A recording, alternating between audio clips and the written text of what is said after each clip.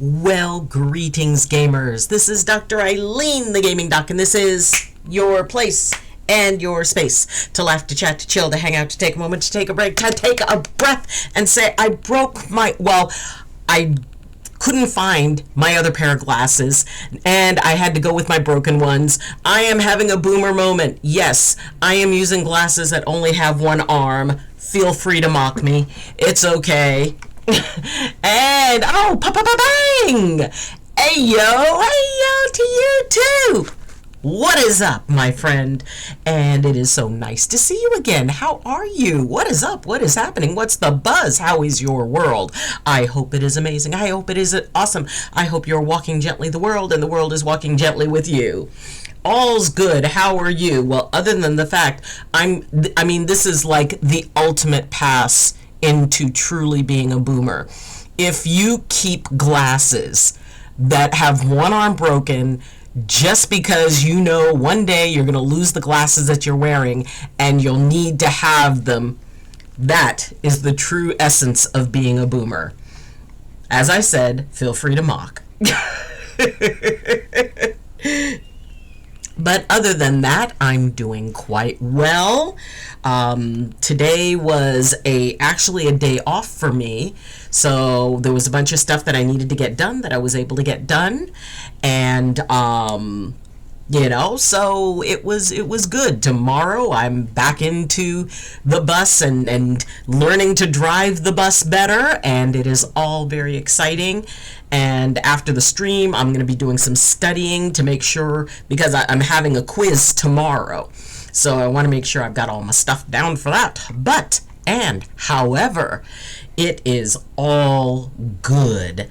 And I hope that you guys, it's Tuesday. It's about figuring out where our choices are taking us.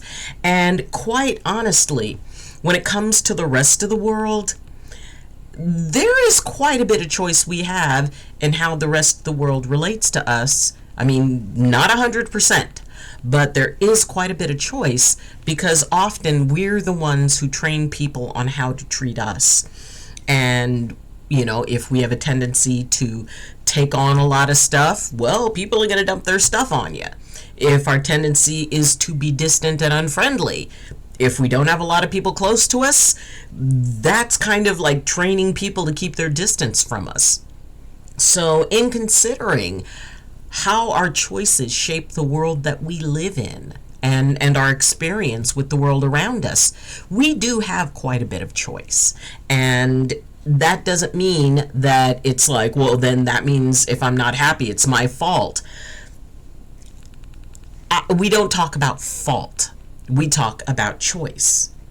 And every choice has an outcome. As Geddy Lee very wisely said in the song Free Will, if you choose not to decide, you still have made a choice. So, we can try to be spectators in our own life. And, okay, that is a choice. But does it get us what we want? Does it get us closer to the life that we're looking for? Have mercy, Daddy, who comes in for the silver, our silver medalist, Zam. Well, Zam to you too. Hello, my dear. What is up? How are you? How has your day been like?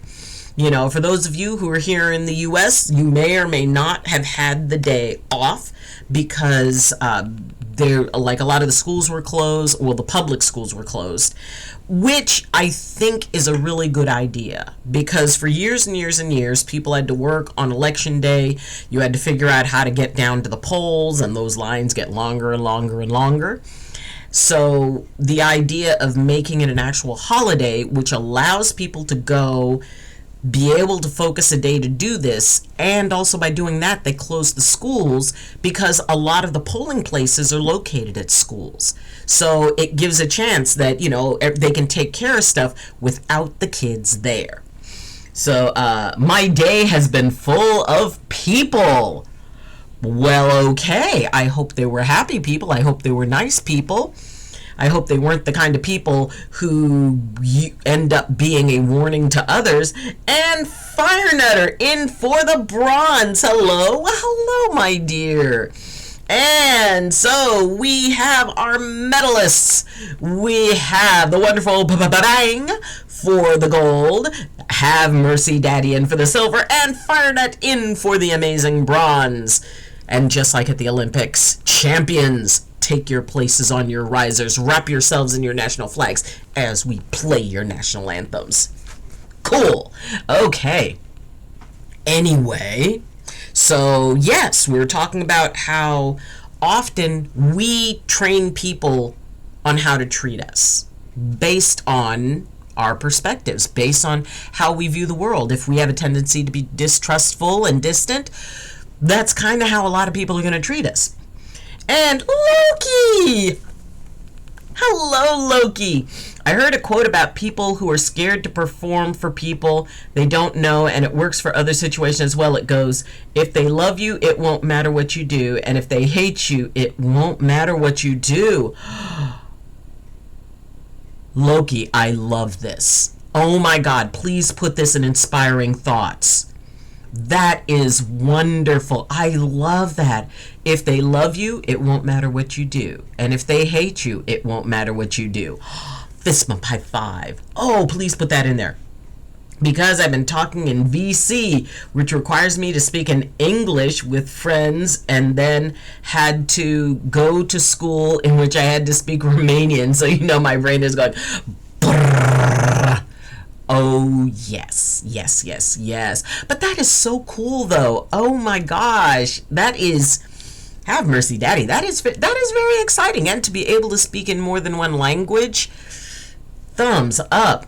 Enjoy the day off, or did they have you work? And Jay Stun Z, everybody welcome in Jay Stun Z, my moderator supreme, who is the king of New York, the reigning monarch of Staten Island, and that is not something that is voted on, who is my OBJ Stun Zobi in all things technical, gaming, bus, Staten Island, all of those things, and who is also the catalyst for an amazing community catalyst, and who is doing Grand Theft Auto 5.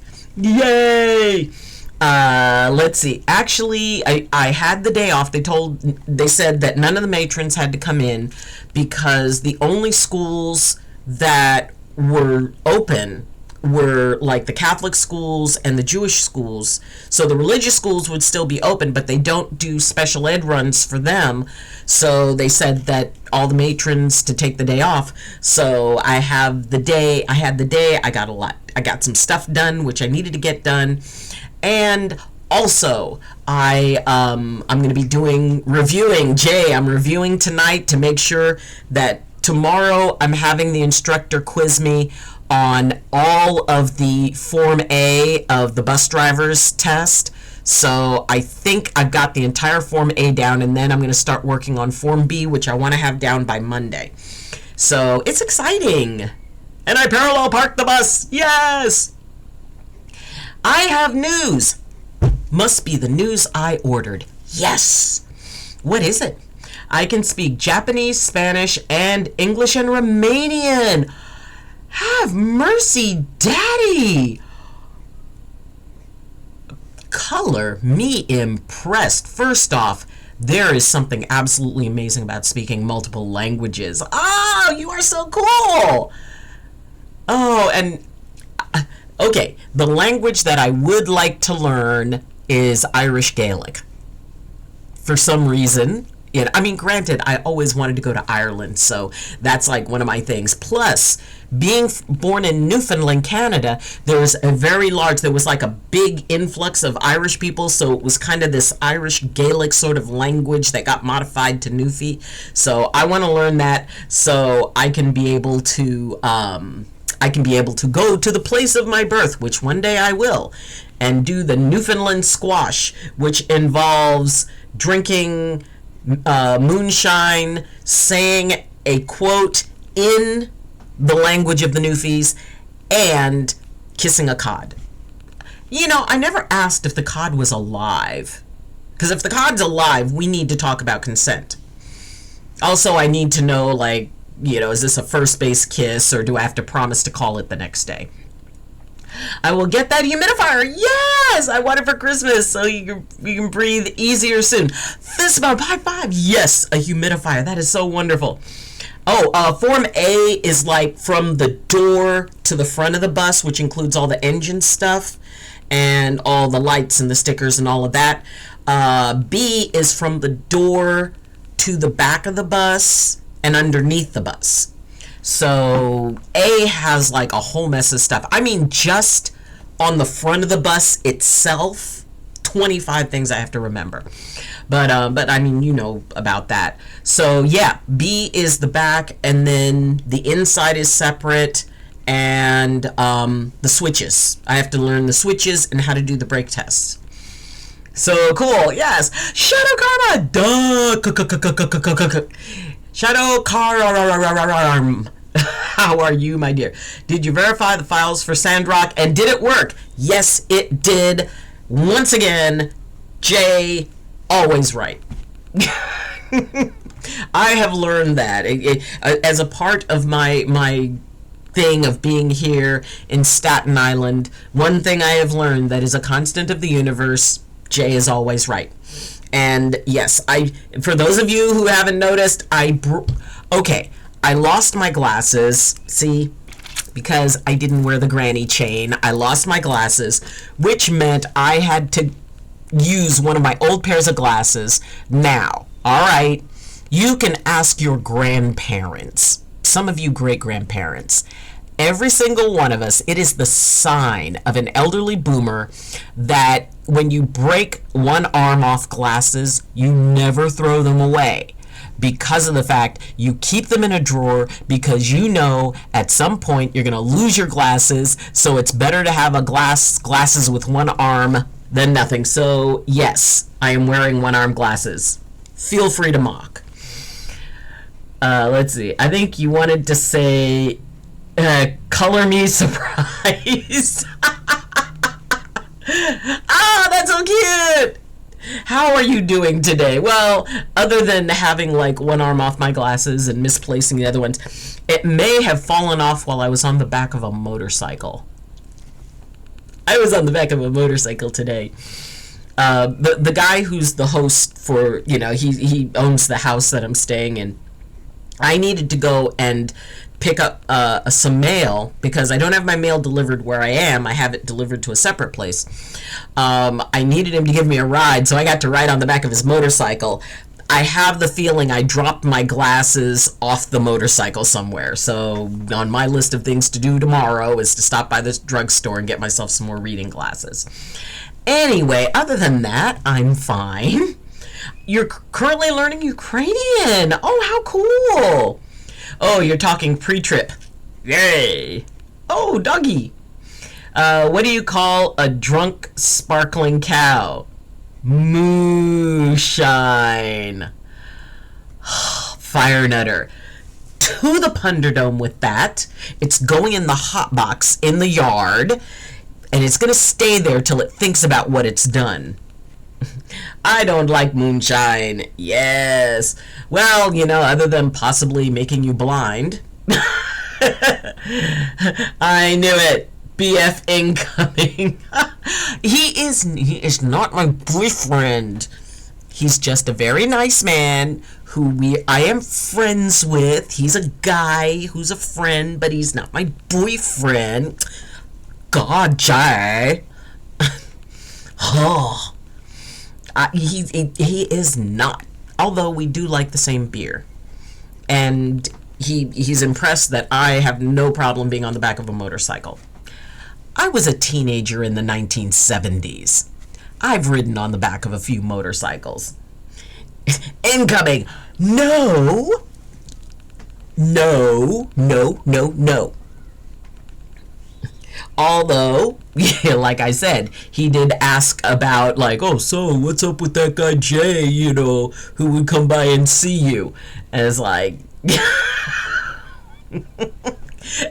I don't have a boyfriend. Remember you said I'm always right. Okay, almost always right. It's not my boyfriend.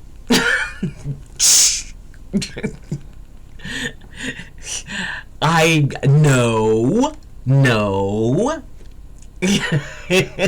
not, there is no boyfriend incoming, okay?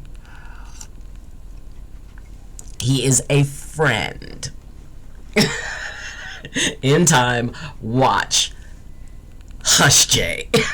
And everybody welcome in. We're going to ignore Jay right now. Everybody welcome in Silver Architect,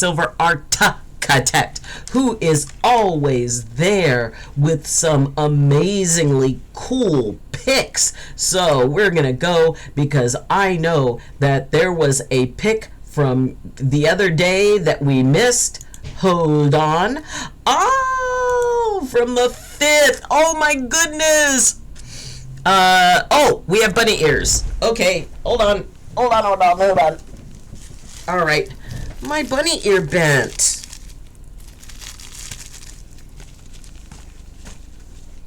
Okay, bunny ear cam. Cool. Okay. Thank you for the reminder. But yes, we have our wonderful, wonderful, wonderful. Oh, look at the little guy. Oh my goodness. Looking just like Dad.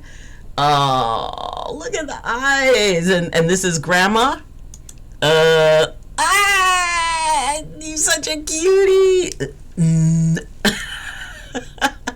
Today I am 44 weeks old. Oh my God, he is coming up on his first year so fast. Oh my goodness, he is coming up on that. Man, before you know it, it's going to be that first year.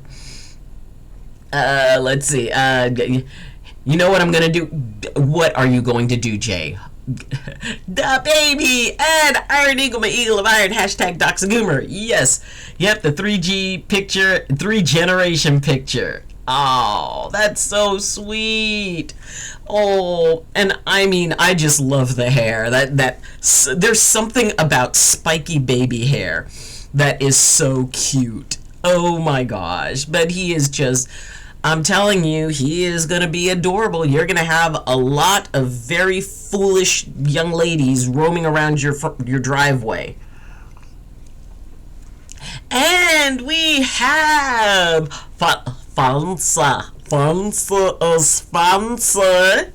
who is one of my Nameless Family my Nameless Family Team Commander-in-Chief, who was last seen playing Valheim, and who is a member of the Nameless Family, which is an adorable group of people.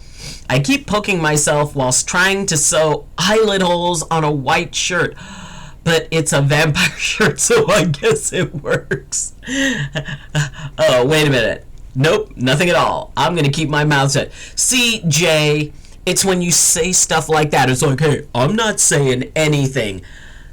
That's when I get worried. Because at the point that you say, it's like, oh, no, I'm not saying anything, I know there's something afoot.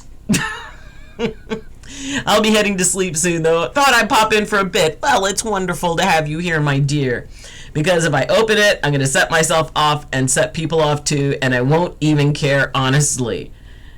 Wait a minute.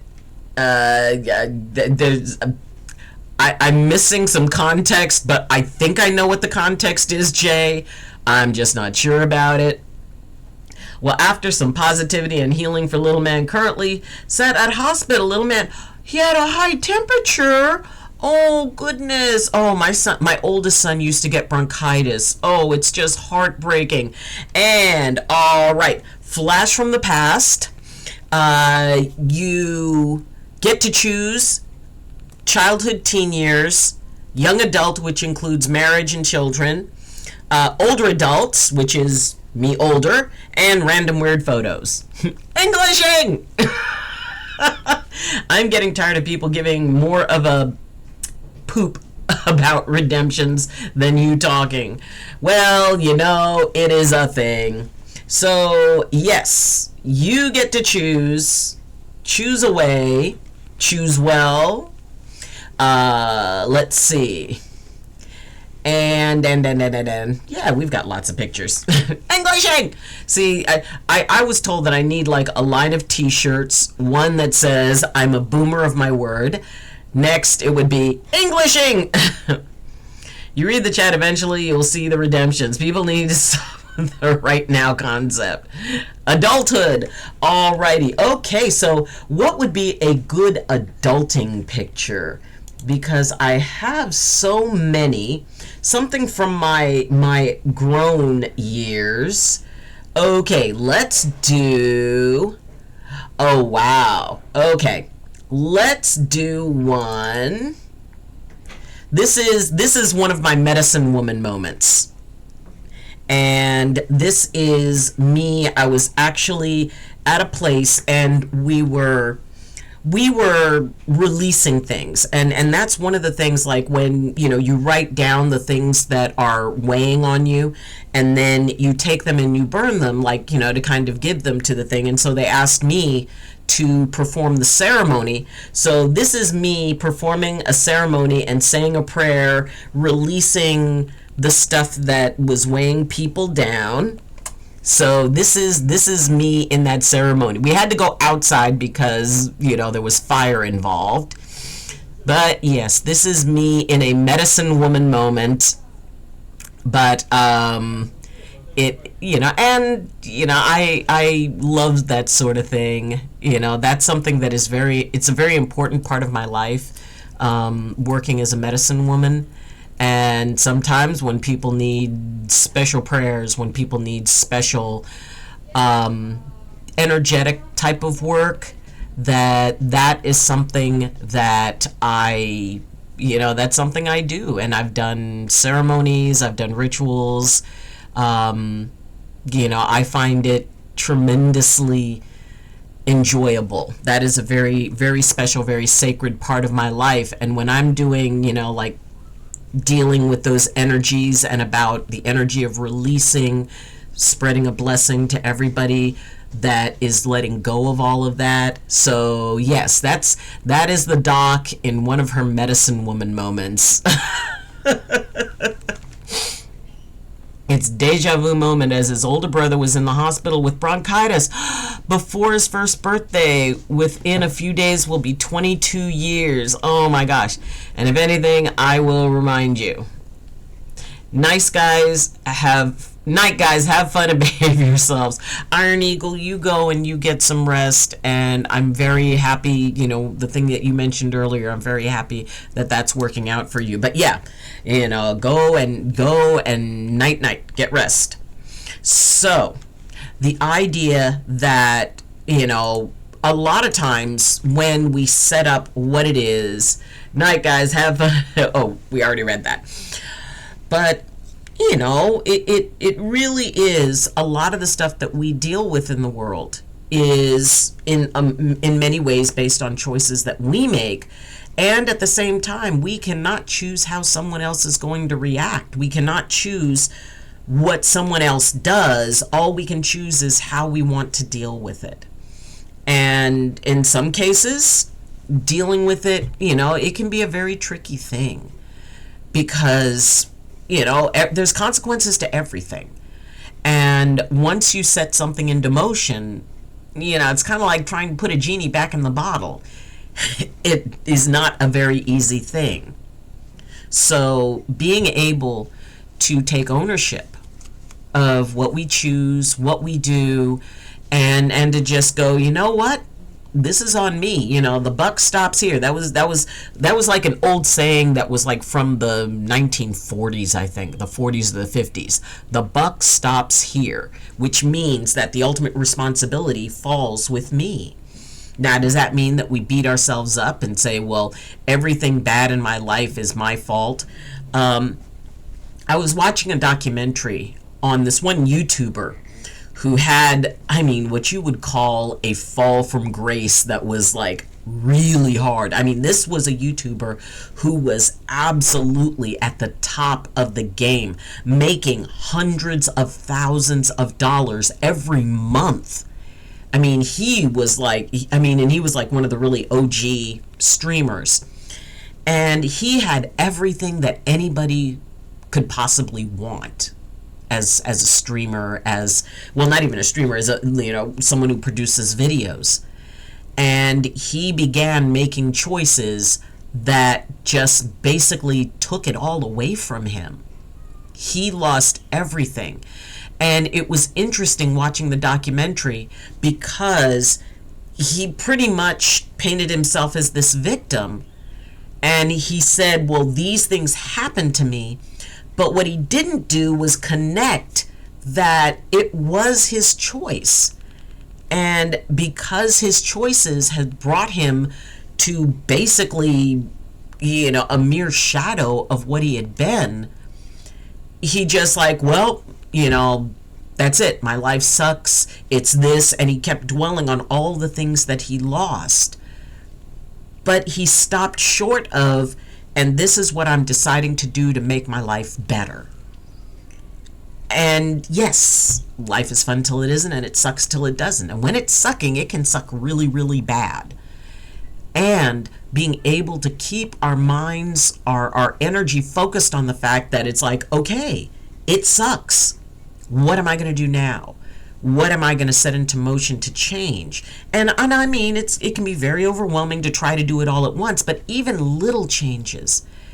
It's like, well, I'm going to get up, and at the very least, I'm going to go out and take a walk every morning and kind of clear my head. Even if it's just something like that. It's like, when you're working on finding a job, if you're working on finding a relationship, a lot of people are very upset that they're alone. And they just sit and talk about how alone they are. And it's like, well, there are things you can do to work on that if you don't have work. And I think one of the big problems is that, there's that desire to, kind of come in and, have this great job. It's like, no, you start at the bottom. If you acknowledge to yourself, okay, I start at the bottom of the pack and I'm going to move my way up. But I'm going to have to work my butt off for it. And it can be really tough to break out of that, because then we spiral into depression. We start, sleeping in till 1, 2, 3 in the afternoon. And, it makes it really hard to start getting momentum. I mean, once you get to that dead stop, it's really hard to get momentum going, but it's not impossible. Michaela Lemon, very pretty. Yes, I'm going to do this every time. And Michaela is so sweet, and we all love when Michaela we get to meet. Woo! I'm sorry, that is your song, and that will always be your song. I'm considering careful placement for my humidifiers. I can't have it too close to my electronics, true, but I also need to breathe to be able to enjoy things, especially when I need to breathe to have that energy to enjoy those things, unfortunately. So I'm hoping to find a compromise that helps me but still protects the electronics. I have to choose that careful placement before I accidentally kill myself to try to clean an area for it. So yeah, I mean, and ultimately, it's okay wherever you decide to put it, because what happens is the humidifying effect will ultimately, even though you're not right near where the jets are, shooting the moisture out, it's going to affect the entire room. So eventually, after a few minutes, the humidity level of the entire room will increase. So you don't have to worry too much about it. You can basically put it anywhere, and eventually the effect will spread to the entire room. But I mean, you definitely don't want it right next to your electronics. Chula Koki! Hey, how are you? Oh my gosh, it's been a hot minute. Not literally, but my room is a mess, so I must use carefully. Yes, it's fine. Michaela humors the boomer. Yes. I mean, maybe I should have created a timer to explain the fact, yes, when I turn this way, you do see that there's no arm there, because I do that thing that only great-grandparents and grandparents do, where if I break the arm off a set of glasses, I don't throw those suckers away because I know eventually I'm going to lose the reading glasses I have.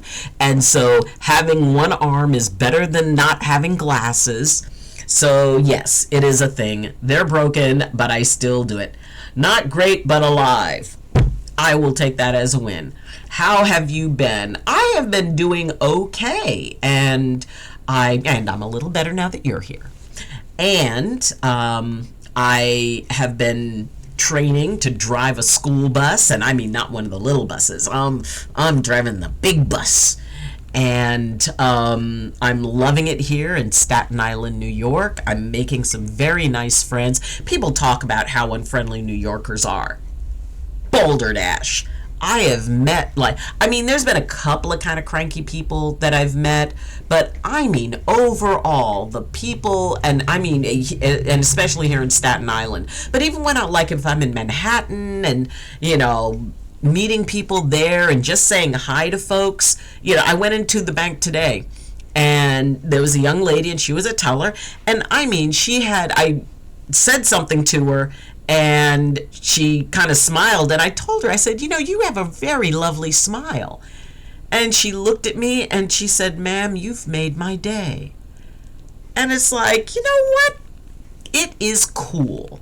And, it is... Sometimes you just have to open that little tiny doorway. And I have had people tell me, it's like, look, New Yorkers don't normally act the way they do when they're around you. Which it's really kind of funny because I've been on bus runs now. A part of my job is being a bus matron. And what that is someone who sits on the bus and make sure that the kids aren't running amok or going crazy so that the driver will be able to drive and not have to focus on the kids.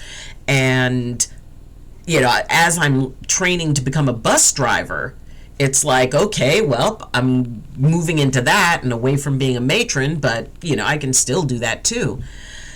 But people will tell me, and I'll meet up with the driver because I'm sort of like a substitute matron. So if the regular matron can't make it, I come in. And they always tell me, it's like, oh, this is like one of the worst runs. The kids jump around. They do all this stuff. They do all that and da-da-da-da. And it's always a pain. And I go, okay. And so when the kids are coming on, I give them a nice big smile like, hi, and I'll ask them what their name is. And it's like, oh, well, that's Evan. It's like, oh my gosh, hi, your name's Evan, right? Oh, it's so nice to meet you. I'm Miss Eileen. And, and when I have them get on the bus, it's like, okay, step careful. I don't want you to fall. And this one driver swore, it's like, oh my God, and when they come from school, they're all hyper. Half the kids went to sleep on the bus. And there were a couple, and it's like, okay, everybody sit down back there, please. Thank you. And they were just sitting, and they were quiet, and the driver's going, and, and he kind of gestures for me to come up while he's driving, and I go and I lean up, and he said, what's happening back there? And I said, absolutely nothing. He said, I know. What's going on?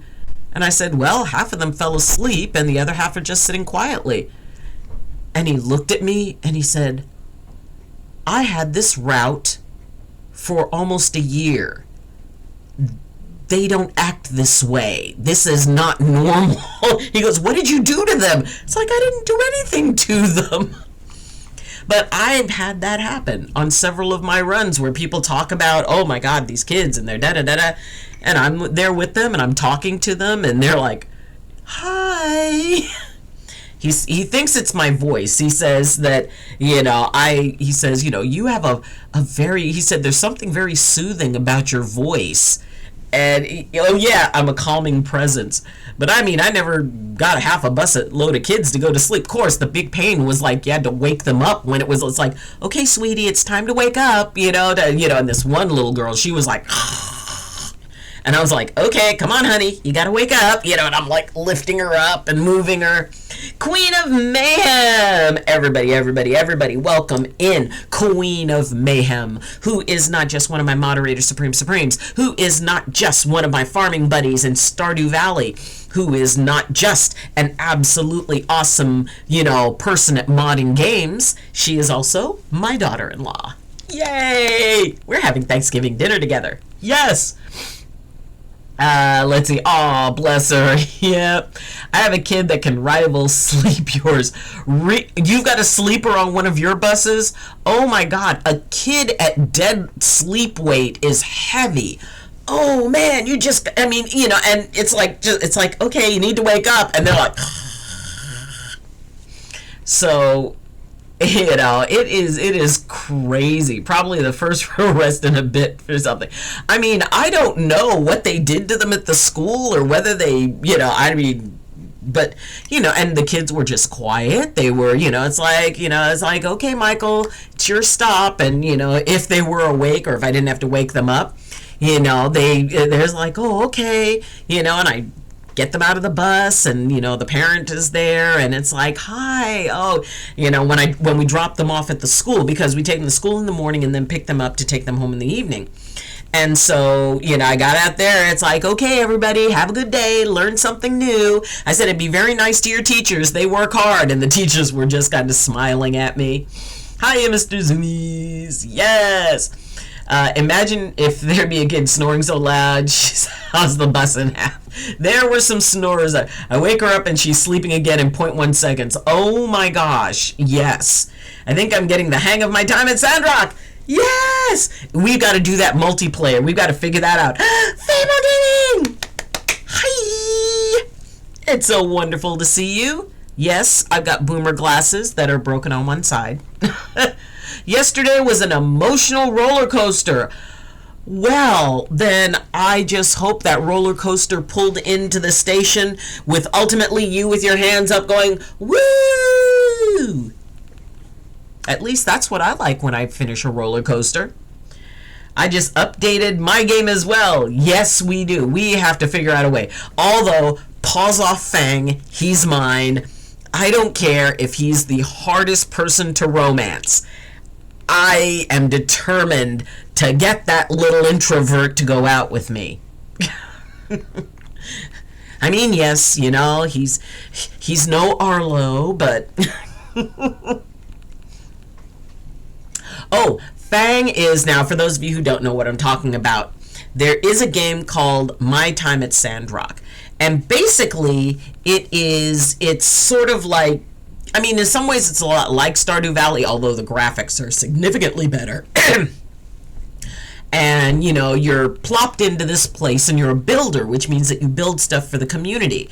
And, it's like you build and then you get more money and then you upgrade the stuff you build with. And then there's like side quests and all kinds of other stuff. And then there's a main quest that, frankly, I don't even get that involved with.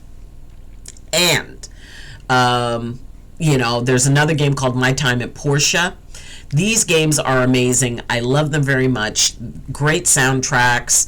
Fun voice acting, and what I like is that I can be able to do some voice acting with it, so it is fun. It's Portia 2, yep. And yes, we did. I haven't seen him, but I've seen him, but I haven't talked to him yet. Yeah, I mean, because usually in these games you find a relationship. See, that's the only boyfriend I'm getting, Jay, is in the game. So, you talk to people and you build like social points with them. And then once you reach a certain number of points, then it opens up additional side quests where you can, further develop the relationship and then you can get married. So I've decided that I am going to go after the person who is the single most difficult. I mean, because usually it's like you start off by giving him gifts. He won't accept a gift from you. And he has a bird that you have to raise your social points with the bird as well as with him. So apparently it's very complicated, but I am determined. Yes, the only dating I do is imaginary people in games. Because then if they irritate me, I just don't play for a while. But yes, Fang just kind of walks around town. He's actually very pretty. He has long hair and beautiful blue eyes. And he does acupuncture. That is awesome. Yep. And, games are fun. I had a practice performance for a recital this Friday and for a class credit yesterday. Then right after that, What? Broke up with you by text? Okay, that's just cowardly. I've been dating this... dating the person for almost 3 years and they break up by text. So it was really hard for me. Oh, sweetheart, doing a little better now, but it isn't much improvement. And my dear Fable, first, I am so very sorry. You did not deserve that. And I guess that's one of the I guess one of the benefits of, being back in the day is that you couldn't break up with anyone through any technology because we didn't have it. You literally had to go talk to somebody or write what we used to call a Dear John letter. Dear John letter meant it was, like somebody was breaking up, and usually it was like somebody in the military was writing home to their significant other at home, and since for the most part it was just guys there, or actually it could also be that, if a military guy was overseas and his girlfriend decided to break up with him, she'd write him a letter that she met somebody else, and it's like, Dear John. So no matter what the person's name was, if the girl started the letter Dear John, you knew you were getting dumped. But we didn't have texts or emails or any of that stuff. You literally had to call up the person, pay for the call. But and I hope that I know your recital is going to go wonderfully, and I know it's going to be amazing. But oh my gosh, and my dear, you're going to need to grieve this, and it's okay to grieve it, and that grief is going to look like whatever you need it to look like. And whatever support you need, we're here for you, because believe me, a lot of us can relate, even though nobody will know exactly what you're going through. A lot of us can relate to things, but I'm sure the recital will go great. Lies, watch. Only virtual stepfathers for the boys. Yes. It's they can call Arlo dad. Which technically means they could call Harvey dad in Stardew Valley. Just watch. Ha! Until I figure out how to get the mods to work and you crank up the love with him.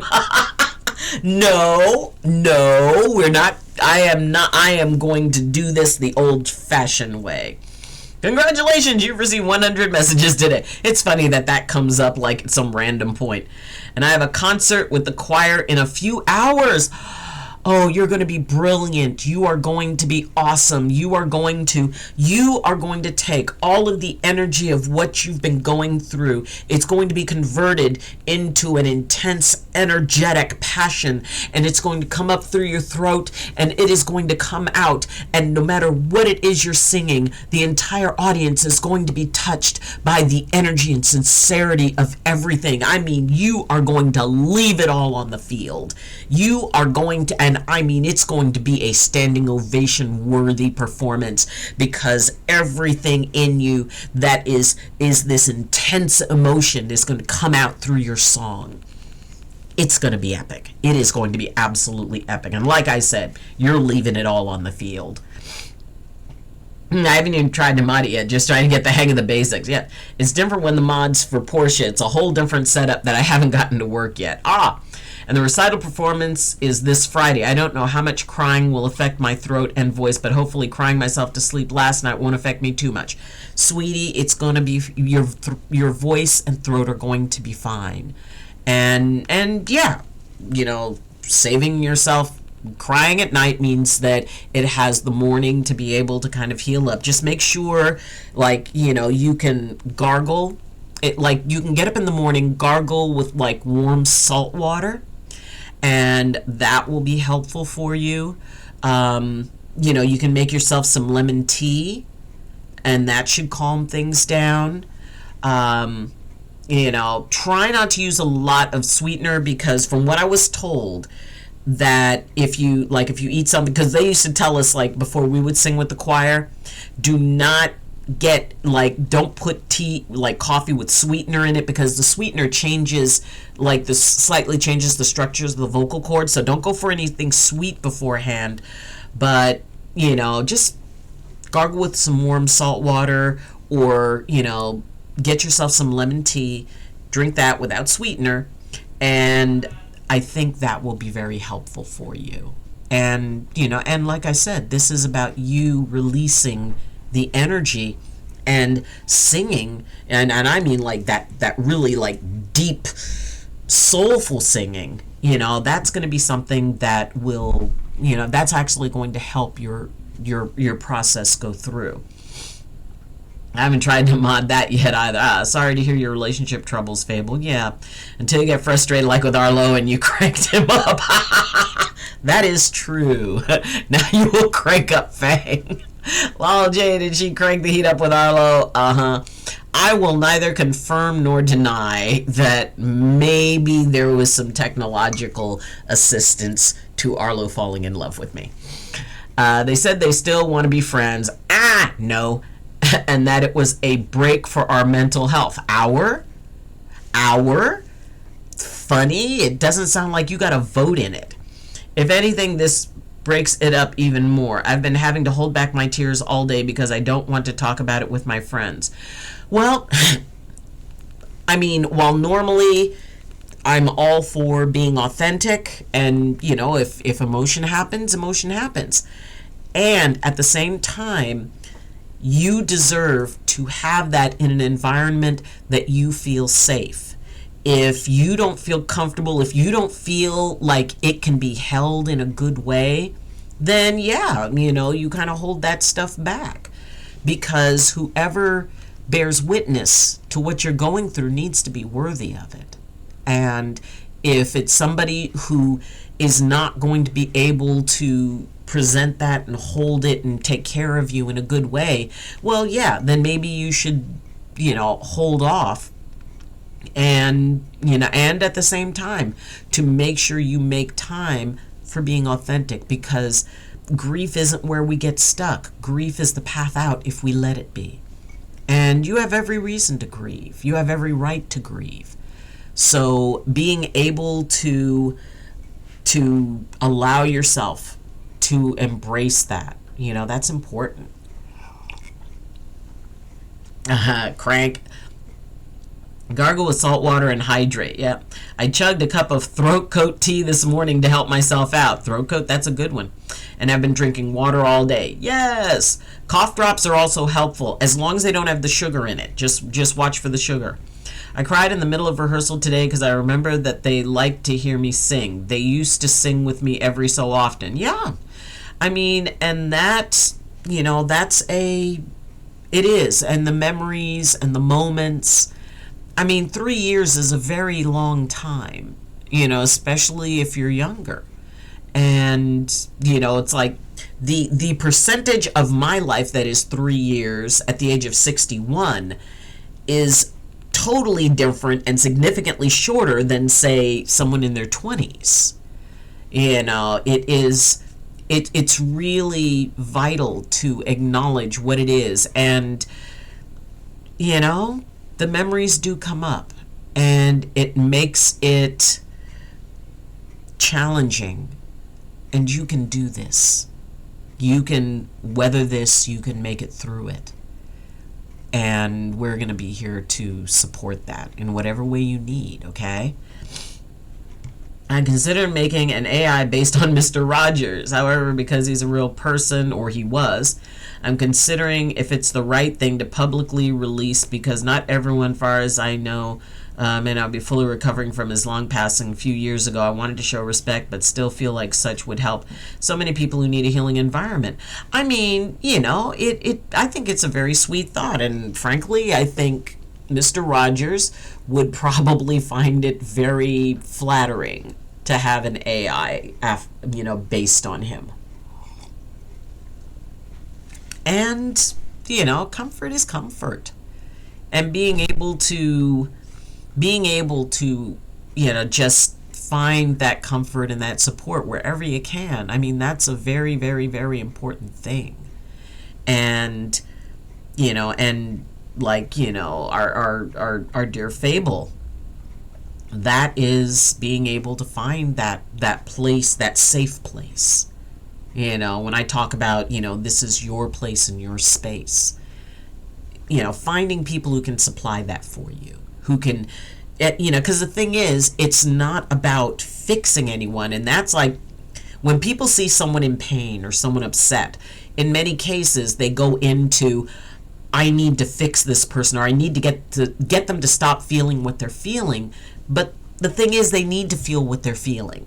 There's nothing wrong with them feeling what they're feeling. They're grieving. They're not broken. They're not damaged.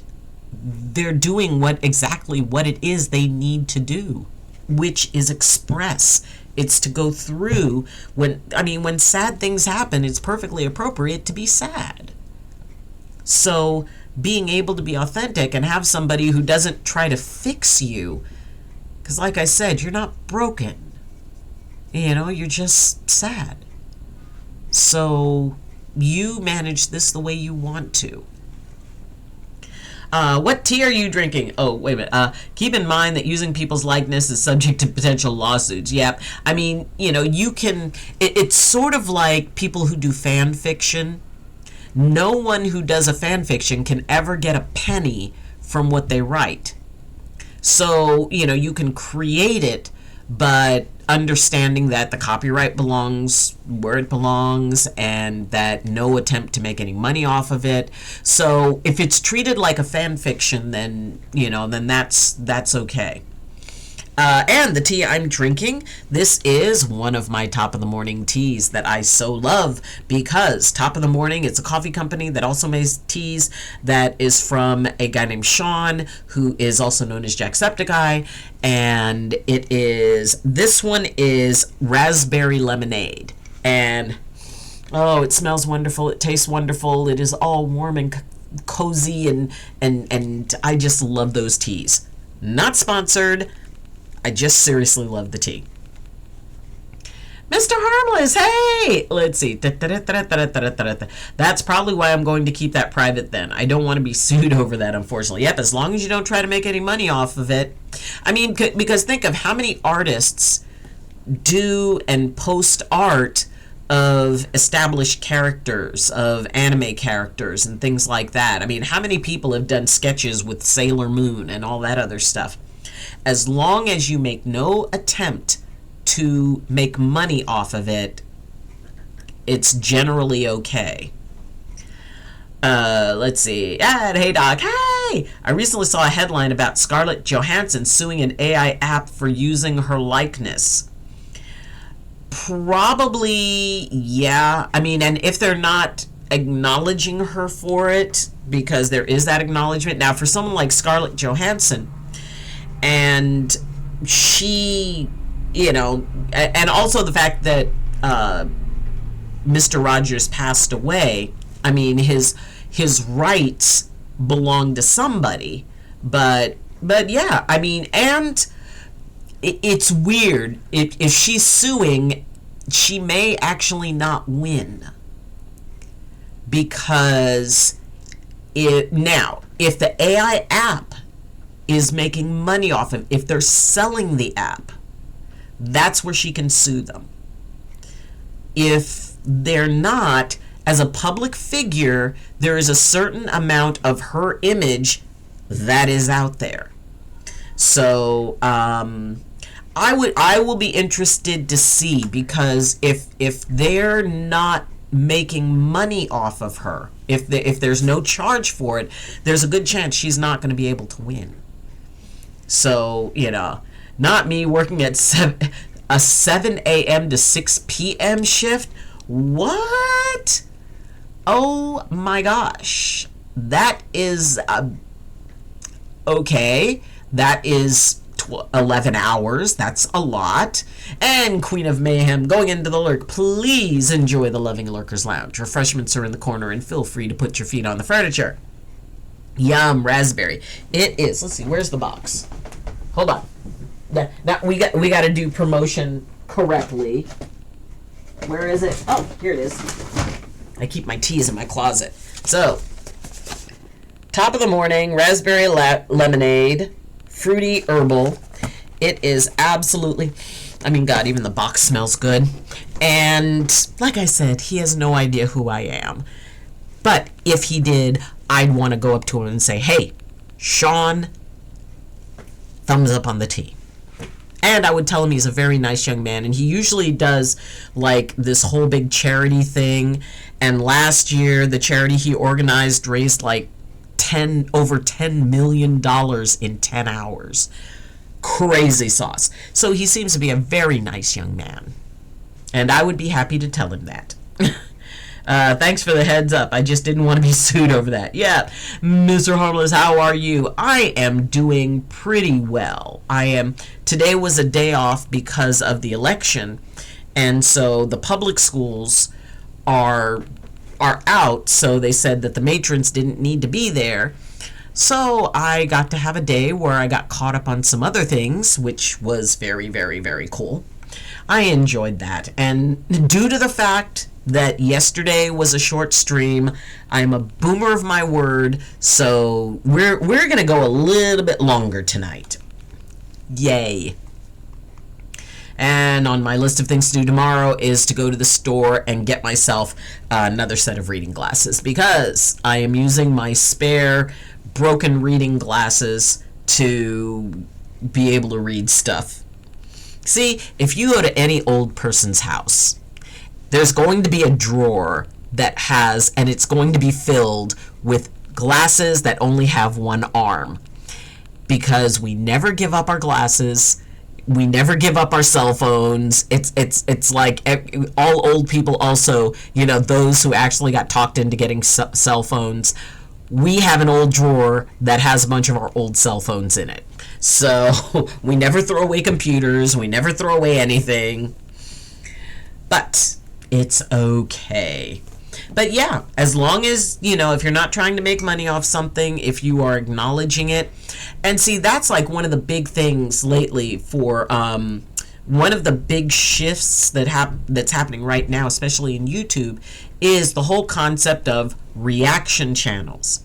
So basically, a reaction channel is one that utilizes other people's clips that belong to them, but they use them in their own video and they make money off of it. And I think that there is like kind of a growing sentiment that reaction channels shouldn't be allowed to do that. Especially, there's a whole thing around Sniper Wolf, who had a reaction channel, but what she was reacting to, she never gave credit to the original person who created the clip. So, because there's that whole idea of, well, no, if you're going to react to something, at least acknowledge the creator of the clip. So, let's see. Mom, Onyx and I got you a fun gift for using the stream. What? What did my son and my daughter-in-law get me? A fun gift. Is it more Bean Boozle beans? Is it more Bean Boozle beans? Because I always can use more Bean Boozle beans. Not a problem. Oh, and as always, plug your ears, Jay. If you are a streamer on either Twitch, Kick, something else, and yes, we are streaming simultaneously on Kick and Twitch, because our Twitch overlords, thank you, they stated that it was okay to simultaneously stream as long as you do not promote people going to the other channel more than Twitch. So, they had that little thing. But other than that, maybe, oh goodness, it'll be fun. But, the idea that whatever it is you stream on, if you stream, if you do videos, you should be proud of yourself, because you're doing a big thing. And I love it when people talk about the things that they're proud of. And if you want to really turn this into a job, if you want to turn this into something that is, well, that could end up supporting you, yeah, it's got to be treated like a business. And if it's going to be a business, you need to be able to network. And talking about your own stream on someone else's stream is a big, big, big no-no. And it can get you banned from a stream. So I want people to be able to feel like they can talk about the things they're proud of. They can talk about, hey, you know what? I just started streaming, or I'm reaching this big goal, or whatever. You can talk about that here. It's okay. I mean, we don't need senseless spamming. But yeah. Did you see what Mr. Beast did in Africa? No. What did Mr. Beast do in Africa? I don't know. Do you wear prescription glasses, Doc, or just the average pharmacy reading glasses on the rack? Yep, they're the pharmacy reading glasses, which is why that's why I don't mind too much when I break them. Sent you a picture of it in your personal Discord. Oh, what is the thing? Let's see. I do it. I have done those. Yes, I have. Oh, okay. Yes, we can do some work with that. Oh, the fiery bean boozle beans. I remember those. In fact, it was the fiery bean boozle beans that were the ended up developing into the single worst taste. Okay, bean boozle beans have a lot of very bad tastes. And I would combine them. And I made a combination that ended up being the single worst taste, which was to take, 2 of the Carolina Reaper beans, and you get the stink bug, bean boozle bean. You put them together, and it is the most horrible thing, because what it does, it is evokes the, because I don't know, I've never eaten a stink bug, but I do know that if I ever did, it would taste exactly like what the bean boozle bean tastes like. So when you mix that with heat, you picture the idea that you have taken a stink bug that was on the sidewalk in Phoenix, Arizona, which is like 3 feet from the sun, popped it in your mouth, and so the heat and the stink combined, which Jay called it the Carolina Reaper. And yeah, it is, oh God. Oh, it is the single worst taste ever. So you're both blessed to look so young and you still have great eyesight. Knocking on wood so far. Well, it is slowly degrading, so, check your DMs. Okay, hold on.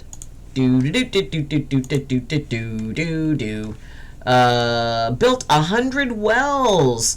Oh, that is neat. 100 wells and powered a village. Yay! Oh, that is cool. I like that he's going over there and he is, that he's making a difference. And, I mean, I don't know how someone so young got so much money, but, I mean, these streamers, they make a boatload of money. I mean, not all of them. It's a very small percentage, but that small percentage is making bank. So, but, oh, well, thank you for letting me know about that. I mean, it's always nice when people are out doing good things in the world. And it can be kind of hard to find good things in the world sometimes. I was speaking to somebody today about that. And it's like, I always say that hanging out with tremendously negative people, it's like going to a barbecue wearing white. The trick is, don't get any on yourself. And if you do, make sure you know how to get it out. So what I find is that people who tend to be very negative, they look for it. They want to find things that validate what it is that their experience is. So that means that's all they're going to see, because basically what you look for is what you find. And maybe because, he's in his 20s and done more than most governments. True that. And it really is when you see people who are going out of their way to make a difference. And unfortunately, in many cases, people don't hear about that, because the negative stuff is, that's what, as we used to say, the negativity sells newspapers. I mean, no, I don't know if there's anybody who has newspapers anymore. It's like, that was the first job of most young people back in the 1960s and 70s was you got a paper route. But mostly it was just the boys. Boys were like, they were told to have a paper route. Us girls were not encouraged to do that. But, it really was. I mean, that was the first job. You ask your parents and grandparents, especially the guys, what their first job was, and most likely they would say, oh, well, I had a newspaper route. But, I don't think anybody sells newspapers anymore. But the idea that, a lot of the good stuff people don't find out about because it's not considered newsworthy. Because it gets people involved when they're hearing about something that pisses them off. Rather than something that is like, okay, as an example, when you look at, like, if somebody is reviewing something, if somebody has like a really bad review or a bad experience with something, that video is probably going to get way more traction than somebody, oh, I went here and I had a great time. But it's like, we don't want to hear about a great time. We want to hear about somebody who got mad and, who's like angry about something and, is going to be really mean and witty. What can you do? It's kind of the way things are right now. People trying to cancel him for building wells. Why?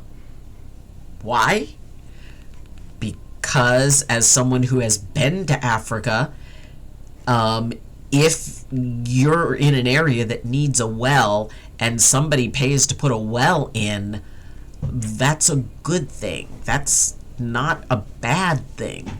Why would it be treated like it was a bad thing? Oh my gosh. Okay. Cancel culture.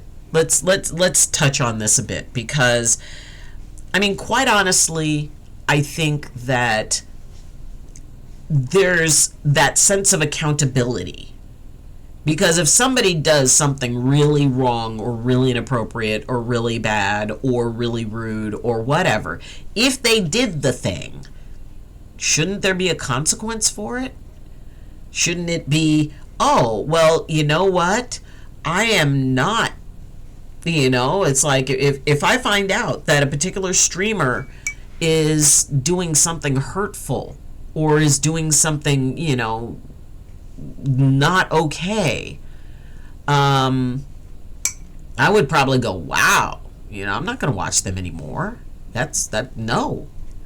So I think that there is a reasonable sense of accountability that if somebody does something, truly inappropriate, bad, illegal, whatever, I'm not quite sure why anybody would get pissed about somebody building wells because people hate him for being a good person. It's and yes, everyone has both light and shadow. And, there have been, in all my years, there's been lots of cases where, somebody is like, oh, wow, this is a great person. And then later on, it turns out there was all kinds of shenanigans going on. Bill Cosby. That was a rough one because Bill Cosby was a part of my childhood. And, growing up, my parents had like this old giant reel-to-reel tape player. God, hold on. Let's see. Hold on. Let me see if I can find, it because it's like, y'all younglings. Okay. Reel-to-reel tape player from the 60s. Okay, let me see if I can find the image of something close to what it was that we used to have when I was growing up. Let's see, vintage. See, and it's the thing is, if I want to look up gotta go to the doctor, be back later. Oh, good luck at the doctor, sweetie. When I have a when I want to look up something that was a part of my childhood, I always have to put the word vintage in front of it. Let's see. I'm trying to see if I can find one that was kind of like my dad's. Let's see. Oh. Ooh, wait a minute. Was that the one? Was that the one that my dad had? Let's see. And these were like big ones. Giant reel to reel. I mean, there was the smaller ones. I think probably the closest is, because it was also kind of tall. Hold on, I'm having a boomer moment. It's like going through old pictures of things. Okay, I think this was probably the one. Okay, so this was an old vintage reel to reel. These were the things. Oh wow, $266. And it's like you had the big thing, and it was like about this big around, and you'd put it on, and then you'd run it through, and you had to like thread it through, and then you had to bring it out the other side and put it on the other thing. And we listened to Bill Cosby on that. And with everything that happened, it was like and all the stuff it turned out he was doing. And I mean, it was like a part of my childhood that somebody reached into my childhood and pulled out a memory and just punched it. And, it really is. Nothing crazy, just trying a new primary because I'm tired of the one I have never being available. Good point. I'm pretty sure Mr. Beast is the biggest YouTuber right now. I mean, he's probably one of them. He's probably one of the biggest ones, and I think actually Sniper Wolf may be a little bit bigger. But he is certainly one of the ones with, like the biggest money. I think that as far as a single streamer, I think PewDiePie still holds more subs, but he almost never streams anymore. Which, I mean, once you reach 100 and some odd million subscribers, you really don't have to do that much. But yeah, he's one of them. He's way up there as one of them. And, he does a lot of charity stuff. Oh my God, I remember there was something that got totally out of hand and he ended up having to cancel it. He said that he was going to be at this particular store and it got mobbed and they didn't arrange for anything. They figured like, maybe a few hundred people would show up, but like 10,000 people showed up and he wasn't able to do the thing he wanted to do. And they had to like move him out of there because it started to get crazy and people were jumping on cars. And so Mr. B spends 4 million on some videos. Wow, that's a lot. I mean, he's got a lot of bucks.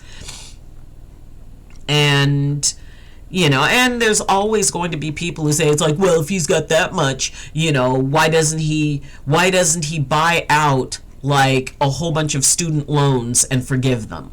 I've because it's like when somebody's doing something, there's always that inclination. It's like, well, why aren't you doing more? Why aren't you doing something for me? Because lots of people send to him and, say, hey, I'm a single parent, I need support, and, and they say that all of that goes unanswered. But then again, you can't save everybody. You can do what you can, and, and everybody, no matter what anybody's situation is, somebody could look at them and say, hey, why aren't you doing more? It's like, well, why can't those people do it too, but on a lower level? Yeah, it is. And I think really one of the big points of it is it's not so much, hey, get multi-millions of dollars and, do good stuff, because it's not that simple. It's not that easy.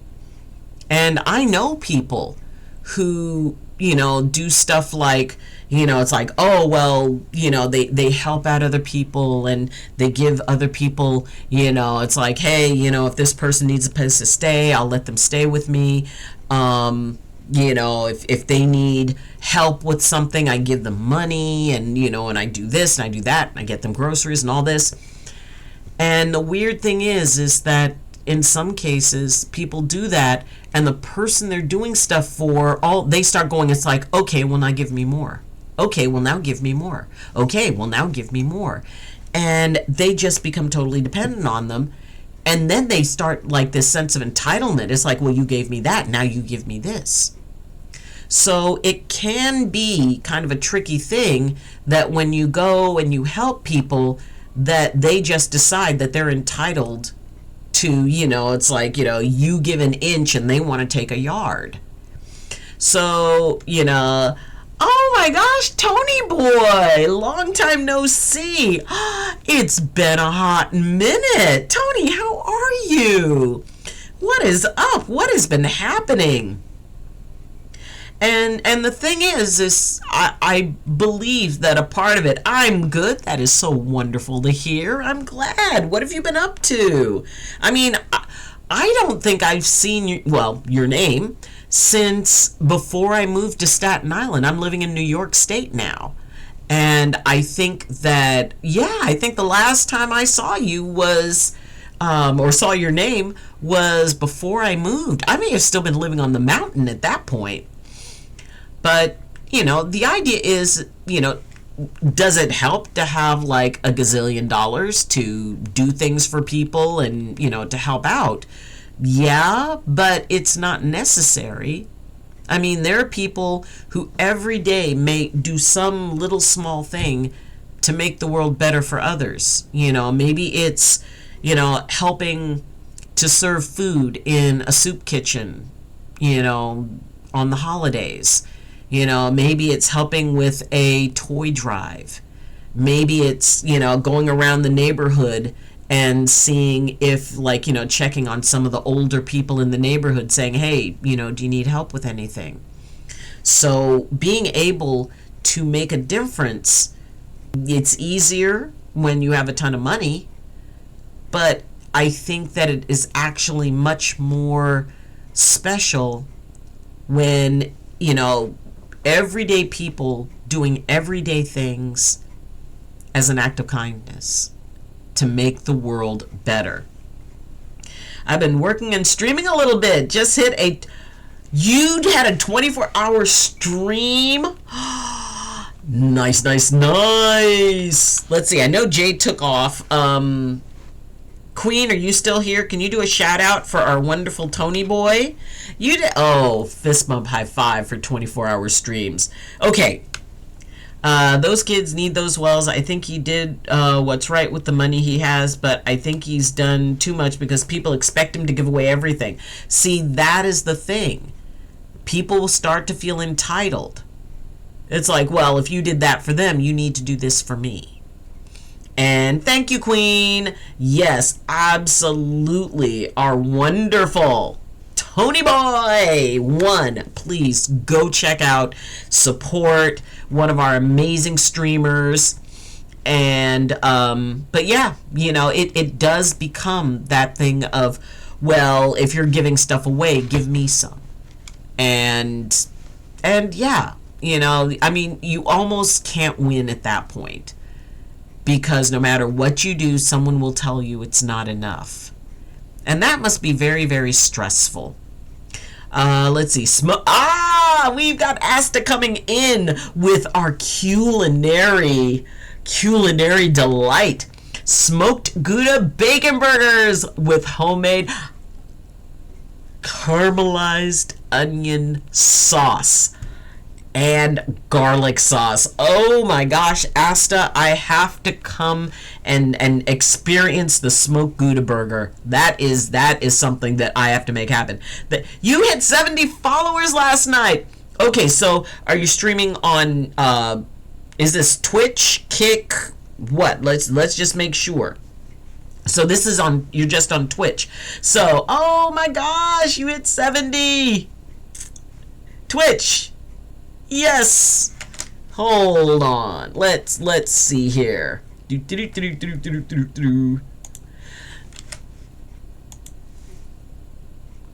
Okay, so the link that we've got in here,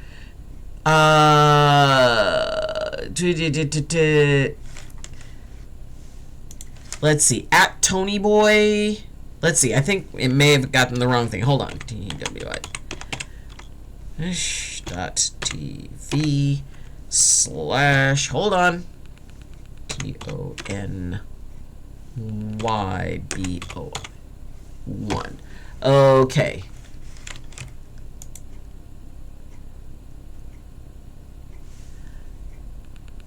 Tony BOI1. Okay, let's see. Tony, it is not. Okay, hold on.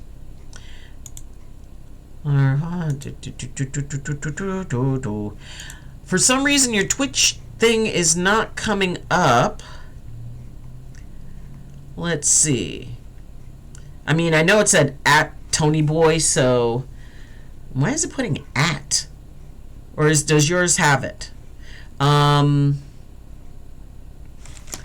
to see if I can find. Oh, and there you are. Yes, there you are. For some reason, it was doing a weird thing. All right, so what I'm going to do is I'm going to redo that because for some reason, there we go. For some reason, the other thing was not showing it up. I haven't streamed in over a year. Well, Asta, at the point, went from 350 followers 1st of November to 338 followers today. Yay! Nice, nice, nice. I'm telling you, if there's going to be a smoked Gouda burger with caramelized onion sauce and garlic sauce, I'll watch it. Mr. Beast is a good person, but he's not my taste, respectfully, especially when they flex money. It's not interesting content when it's just them saying, here's my car, my mansion, my fact is my fancy, that I much rather a more humble YouTube than throwing money every which way. Yeah. I mean, I really appreciate that he puts, he does, and he does a lot of things, putting money towards things like building a well or building wells in Africa, helping a village get solar power. I think those are very, very cool things. And quite honestly, all of that is, and part of the reason why he can do that is because all of that he does is a tax deduction. And he's able to deduct everything he does on his taxes. So he basically gets money back from it. But still, that's fair enough. Yeah, I mean, at least he will do things like nice occasionally, but I totally agree on those streams where basically the person is doing nothing but flexing. They're not doing anything for anyone. They're not, and maybe they're like trying to sell cryptocurrency or something like that. If it's just about them talking about what they have, it's like, you know what? I don't need that. I don't need to sit and watch somebody, just talk about how much money they have, especially if they're the ones who are not doing anything for anyone but themselves. I mean, at least Mr. Beast will, do something for others. But like I said, it's all a tax deduction, so as a business, it is a very prudent business move because basically he gets all of that money back. But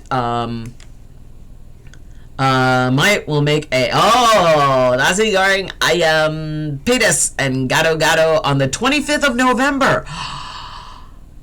I will have to mark that on my calendar. Oh my gosh, please put that over in the Discord under announcing or general or promote yourself and others. That needs to be somewhere there. We need details on this. I insist. There's got to be. That's something I want to see. Abso-freaking-lutely. So, and he does show off his money in some videos, but I don't see a problem if he's treating himself. Yeah, I mean, hey, if you have it, and if you've acquired something that you're very excited about, you have every right to put it up there. And, egg fried rice, spicy chicken, a veggie dish in satay sauce. Oh my God, Asta, words cannot describe how hungry I feel after reading some of the stuff that you do. It's like, oh man, I can almost close my eyes and just smell it. Your kitchen must smell amazing. I mean, your neighbors probably like, oh my God, Asta's cooking again. Oh, just stand in the hallway and inhale. That sounds amazing. And I always have. In fact, I had somebody recently. I mean, I have many talents. Cooking is not really one of them. I can cook. I am not passionate about cooking. It is not something that, I get all excited to do. It's like, you know what? I will find food. That's a food thing. But, for people who are really passionate about cooking, and when they get into the kitchen and they're doing their thing, it's like, cooking is a chore to me. But I love being around people who love to cook. Because while they're doing it, there's this particular energy that I think goes into the food. When somebody is passionate about cooking, you can taste it. You can taste it in the food. I've mentioned before that my mom was an amazing cook. My dad would come home for dinner. He would take one bite, put down his fork, look at the four of us kids and go, which one of you little monsters ruined my meatloaf by upsetting your mother? My dad could taste in my mother's cooking if one of us had aggravated her that day, and she didn't even say anything. But I think those things come out. And when you eat the food of someone who loves to cook, it's like their love is actually, it's you can taste it. You can taste the joy in it. You can taste the fun. You can taste the adventure of it. And I'd love if someone invented a pill I could just take and that it had all I need for the day. Oh, it's like, yeah, just give me a pill that I can take that will, yes, but, it's not bacon. Bacon is beautiful. Bacon is love. Bacon is life. And French fries. French fries cooked in bacon grease is an absolutely beautiful thing. It is amazing. It is almost on par with a McDonald's French fry. But the idea that, and I've been told, see, it used to be the old way of looking at things was that every woman had to learn to cook in order to get a man. And somebody recently said, because I said, I don't like cooking. It's not a thing I'm passionate about. And they said, well, how are you going to get a man?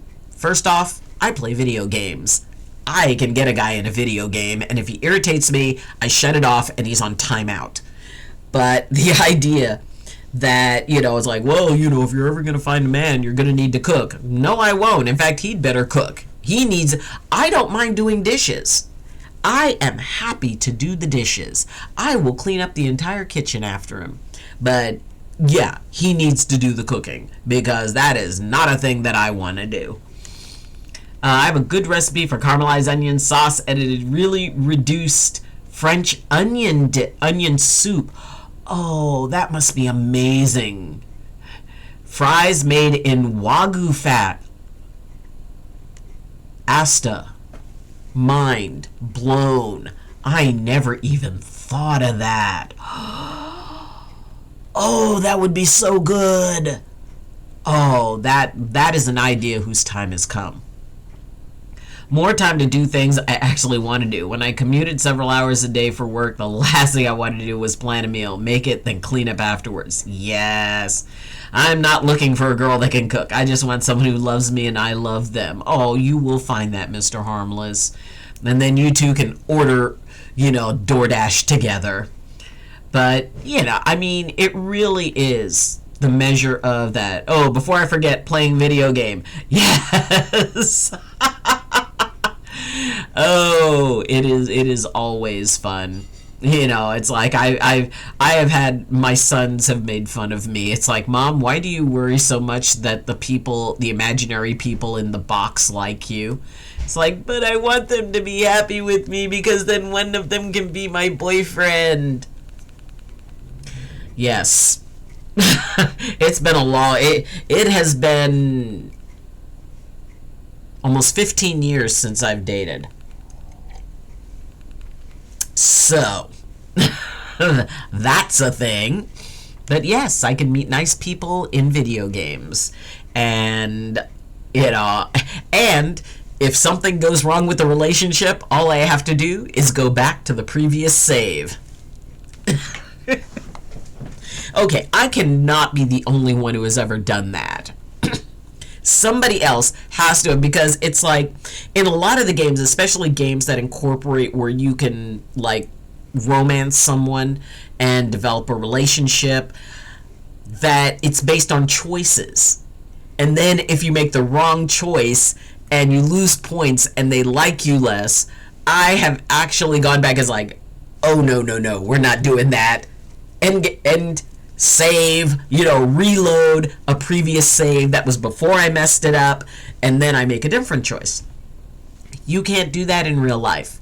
You make a bad choice that pisses somebody off, you're stuck with it. So, yeah. That is something that I definitely take seriously. So if anybody else has ever done that, and I got laughed at by someone. They said, seriously? Because I had made a lot of progress and then I messed up and the previous save took away all the progress I made. I said, I don't care. I want this person to like me in the game, and now they don't like me, so now I'm going to go back to the previous save. I will do all that other stuff again, but then I can make a different choice and have the person like me again. I know. Doc, get help. I'm let's see, I'm not looking for anyone. I'm happy on my own. Fist bump, high five, good for you, Asta. Oh, I do miss Uber Eats. I'm happy somewhat right now. Yep, I moved from a city of over 1 million to a place maybe 3,000 people, so I can't get Uber Eats anymore. Oh, Lurking Psyduck, I feel your pain. The little town that I lived in up on the mountain, we couldn't, Uber Eats did not deliver there. DoorDash did not deliver there. The only thing that we could get delivered was, there was this one particular liquor store that would bring alcohol to us. Other than that, the only food is like if you ordered some chips from the liquor store. But as far as, like delivery, oh, no. We had one pizza place that was in town. It was not any major brand, but it was a pizza place. That was the only place that you could get to bring you food in the city I lived in. So, granted, delivering to where I lived basically meant you were going to burn about a quarter of a tank of gas driving up a mountain. So, yeah, we didn't get a lot of that. Let's see. I'm aromatic, so I don't care about those things. Yes. Good to see you again. Snoring Bush, yay! Hello. Yeah, I've got friends like that. We don't have Uber Eats. We have, what is it? This is Bezorgd. Okay. I live in a small town, but it's in the countryside. You get no food deliveries. Yes, in the countryside, so 0 deliveries. My work is trying to jump down my throat for taking yesterday off. What? It was your birthday. Tell them they don't want me to come out there. I told them you denied my vacation I put in over a month ago, and you already approved the family medical leave. FLMA says you can request proof before you approve it, but not after. I don't have to provide you everything. Ya messed up. See, there's nothing like knowing the rules. All you have to do is know the rules, and you can use that against people. It's translated to home delivered Netherlands. Ah, cool.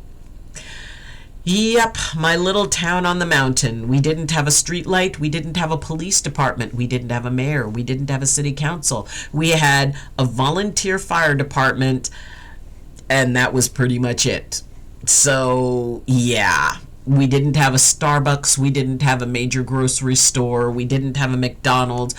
I had to drive almost 40 minutes to get to a McDonald's, which sucked because by the time I got home, everything was cold. Oh no, a family member had surgery and I need to look after them. What's that? Approved? Thank you! Yay! How did we go to Mr. Beast to food delivery? My dear Mr. Harmless, we go all over the map. That's the thing about this channel, is that we could end up getting anywhere. Of course, usually at some point we talk about food. I don't know why, but at some point we always talk about food. However, yep, we are all over the place here. Wow, we have 1.2 million. 1.2 million. Oh my, I'm looking forward to tea and honey soon as my mom comes home from shopping. Nice. Oh, that's a nice little cozy evening drink. The Mr. Beast food is super bad for you, but dang, are those signature fries good. I have never tried them. Once you get past the luxuries of the city, quiet country living is peaceful and relaxing and well worth it. It is. I mean, you know, people would say it's like, oh my God, you've got to drive an hour to get home every day. But the thing is, I was driving up a mountain and, you know, it's like I could feel the stress and tension just kind of falling away as, you know, as I got higher and higher. And then when I would drive into my little town and then, you know, make the turn at Johnny's Market, which was the only market that generally you were always going to find a possum in at some point. And, you know, getting there and getting home and listening to the river flowing next to my little cabin in the woods surrounded by trees. That's actually a pretty sweet life. And I left it for New York. Let's see. Raise his hand. I am the one to blame. That's right. As soon as Asta comes in and starts talking about food, oh, the train ride goes there. I live on one of the worst roads here. Oh, I get that. The road that I would take, the main road that I would take was actually classified as one of the most dangerous roads in the state because of the fact that, I mean, you drove that road, it was never the same way twice. I mean, you would take a corner and people would go off the road. If you went off the road there, you weren't getting that car back, short of with a helicopter. And that's what would piss us off because they had to call in a helicopter because as soon as you went, I mean, it's like road, drop. And it was all filled with trees and brush, which is why it was really hard to fight the fire there because it was like everything was just pits. And so they would have to get a helicopter to literally pull the car up back to the road, which backed up the main road, and you could end up spending 2-3 hours sitting there. But I mean, that road was one that taught you respect, because if you didn't slow down, you were going off of it. And you might come around a corner and there'd be deer in the road and you swerve to get away from them and off you go. But yes, it is, you know, it is rough. I always talk about the food I made. But you're talking about the food is so wonderful. We love it when you talk about the food. Oh, living in the country is the best. I can pee in my front lawn, walk around naked, and grow my grass as high as I want, and have a garden. Well, Snoring Bush, First off, thank you for that picture in my head. And I for some reason, I'm immediately getting this image of you in a ghillie suit, relieving yourself in your front lawn, and people think that there's a bush that's taking revenge on dogs. 2 Lifeline helicopters has landed in the church parking lot next to my house. I believe both times someone was hit by a car while they were walking. Oh, I hope they were okay. I'm only on about 2 acres. I almost bought 90 acres a few months ago, but with interest rates high, I didn't want to take on a mortgage again. Yeah. Bush peed on my dog. See, snoring bush. I could see you doing that. And then you get really quiet and the dog's like, that one, that's the one, that's the one. All right, dog, identify the bush that urinated on you inappropriately. See, vengeance of the bush. Lol, I never want to drive in the mountains of the Alps or in France. You easily look down to a depth of 1,200 feet. Yes. I mean, nobody liked the road. It was called Bear Creek Road. And nobody wanted to drive Bear Creek Road. And it really was just a matter of, the road wasn't a problem as long as you slowed down. And, you know, there would be points when you could pull over to the side, because if you slowed down too much, you backed up traffic. And see, the rule was kind of like, if there were 5 cars waiting behind you, you know, you found a spot that you could move over enough for people to go up. But I mean, basically it was 1 lane up, 1 lane back. And if there was like a truck, because we had logging trucks, and there were places where if it was a large truck, there would be these sudden turns and they would get wedged there, and then traffic stopped both ways for hours while they were trying to figure out how to get a 18-wheeler. You know, but yeah, you know, it's driving that road. But see, the thing is, I got used to it, you know, and I had no problem driving it. And, you know, if it was raining, you know, you might see a mudslide suddenly covering the entire road, or trees falling. Sometimes I dream about moving to southern France. Ooh, I only speak French besides English, so my options for my dream place are limited. You know what, my dear Psyduck, I think that you can make any place your home. And you go there and you learn the language, you know, immersion. And, you know, Spain has those roads too, really. You know, it's like, okay, you've got 2 lanes, 1 each way, and neither one is big enough for 2 cars to go side by side. French people are stuck-up people. I don't think all of them are. I think that, I think every place has stuck-up people. I think that it's like, you know, when you go and you speak to folks who are just like regular folks, countryside folks, or, you know, because I tell you, everyone made comments about the fact that it's like, oh, you're going to New York, you know, that all New Yorkers are rude, and I was going to get mugged 5 minutes after I got here, and no one would help me, and no one is kind, and no one is gentle, and, you know, New York, that's it, you know, it sucks to be you, I'm walking here, screw you. And quite honestly, I have found people have been very, very, very nice. Overall, I've had way more people who were nice, who were kind, who were compassionate. And, you know, I mean, and even living up on the mountain I lived on, there were jerks. There were some people who were jerks. But I think very much that whatever it is that we look for is what we find. And, you know, I would be on a bus, and there'd be, you know, young people acting all rambunctious and young. I don't take it personally. I don't even sweat it. But somebody sitting next to me is like, huff, huff, huff, huff, huff. Oh, those kids, and they're doing this and they're doing that, and they're being this and they're being that. And I'm like, they're being kids. They're being absolute young people. You know, it's like, it's they're okay. They're fine. They're fine.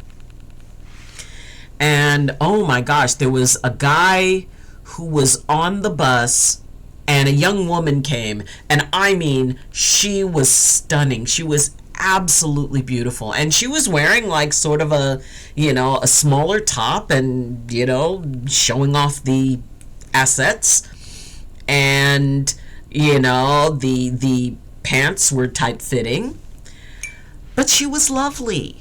And I thought she was very, very pretty. And, as a chiropractor, I also noticed she had excellent posture for being someone who was sort of more endowed. A lot of times when women have larger chests, their backs, they tend to slouch. But she had the most beautiful posture. And this guy was like, oh, some people, they weren't raised right by how they dress and all this other stuff. Now, I don't know if she heard him or maybe she was just ignoring him. And he, but it was like, dude, why would you even go there? And I said, well, and he's like looking at me to agree. And I said, well, I find it best that, you don't make assumptions about people because all of us could be judged. And he kind of looked at me and, huffed off. And so the young lady and I ended up getting off of the bus at the same stop. And so we were standing there and, we were transferring to another bus. We had to cross the street. And so while we were waiting to cross the street, I said, excuse me, miss. And she kind of looked at me like, yeah. And I said, I must say that you look stunning. This outfit that you've chosen, the colors that you've chosen, this looks magnificent on you, and I just wanted you to know that. And she gets this big grin on her face, and she said, well, thank you. I worked very hard to kind of put my look together, and this makes me happy. And then she looked at me, she goes, and might I say, you are absolutely beautiful. And because I mentioned that, I'm an old lady, and she asked me how old I was, and I told her. And she said, oh my God, you are absolutely beautiful for someone your age. And so it's like, well, we can, a mutual admiration society. But it's like, to be able to create something like that in the world, even if it's just a moment of letting somebody know, it's like, even if it's like, oh my gosh, that's such a beautiful color on you. You should wear that color all the time because it's wonderful on you. Or, hey, I love the way you're wearing your hair. And, like, boobies. Yes, boobies. They know English but refuse to talk it. Well, they'll probably think I'm trash as a partial French Canadian. Canadian! Fist bump, high five. See, and that's why earlier I mentioned that I want to learn Irish Gaelic, because that will help me, because in Newfoundland they speak sort of a variation of Irish Gaelic. So I figure if that's the closest I can get to the language of my birthplace. But yes, I've traveled around a bit. There are people in every part of the world that can be hateful. Yeah, true that. I know Quebecois French is very different, and see a lot of videos of French Canadians traveling to France that don't speak the same French. I don't know if I want to learn a new language. Well, I mean, it's at my age, basically what I'm told is that at my age, if I want to fend off things like dementia and Alzheimer's and stuff like that, that learning a new language actually fires new neurons in the brain. And so by doing something like that, it helps keep my brain sharp. And considering the fact that I have no idea what happened to my glasses, I've got a granny chain. This is my granny chain that I'm supposed to attach to my glasses so I don't lose them, but I forgot it. And so now I've lost the glasses, which is why I'm wearing glasses that were broken. Yeah, I think I need to work on the brain a little bit. Let's see. Well, lucky for you, English is the most spoken language in the world. Well, I mean, and the thing is, you come to America, there are so many variations of English. It's like the English that's spoken in California is different than the English spoken in New York, which is different from the English spoken in Boston, which is different from the English spoken in the South.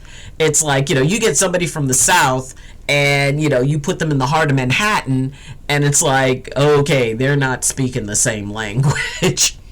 And I totally get that whole thing about the French Canadian, and because, like in Louisiana, my father grew up and was raised in the French Quarter.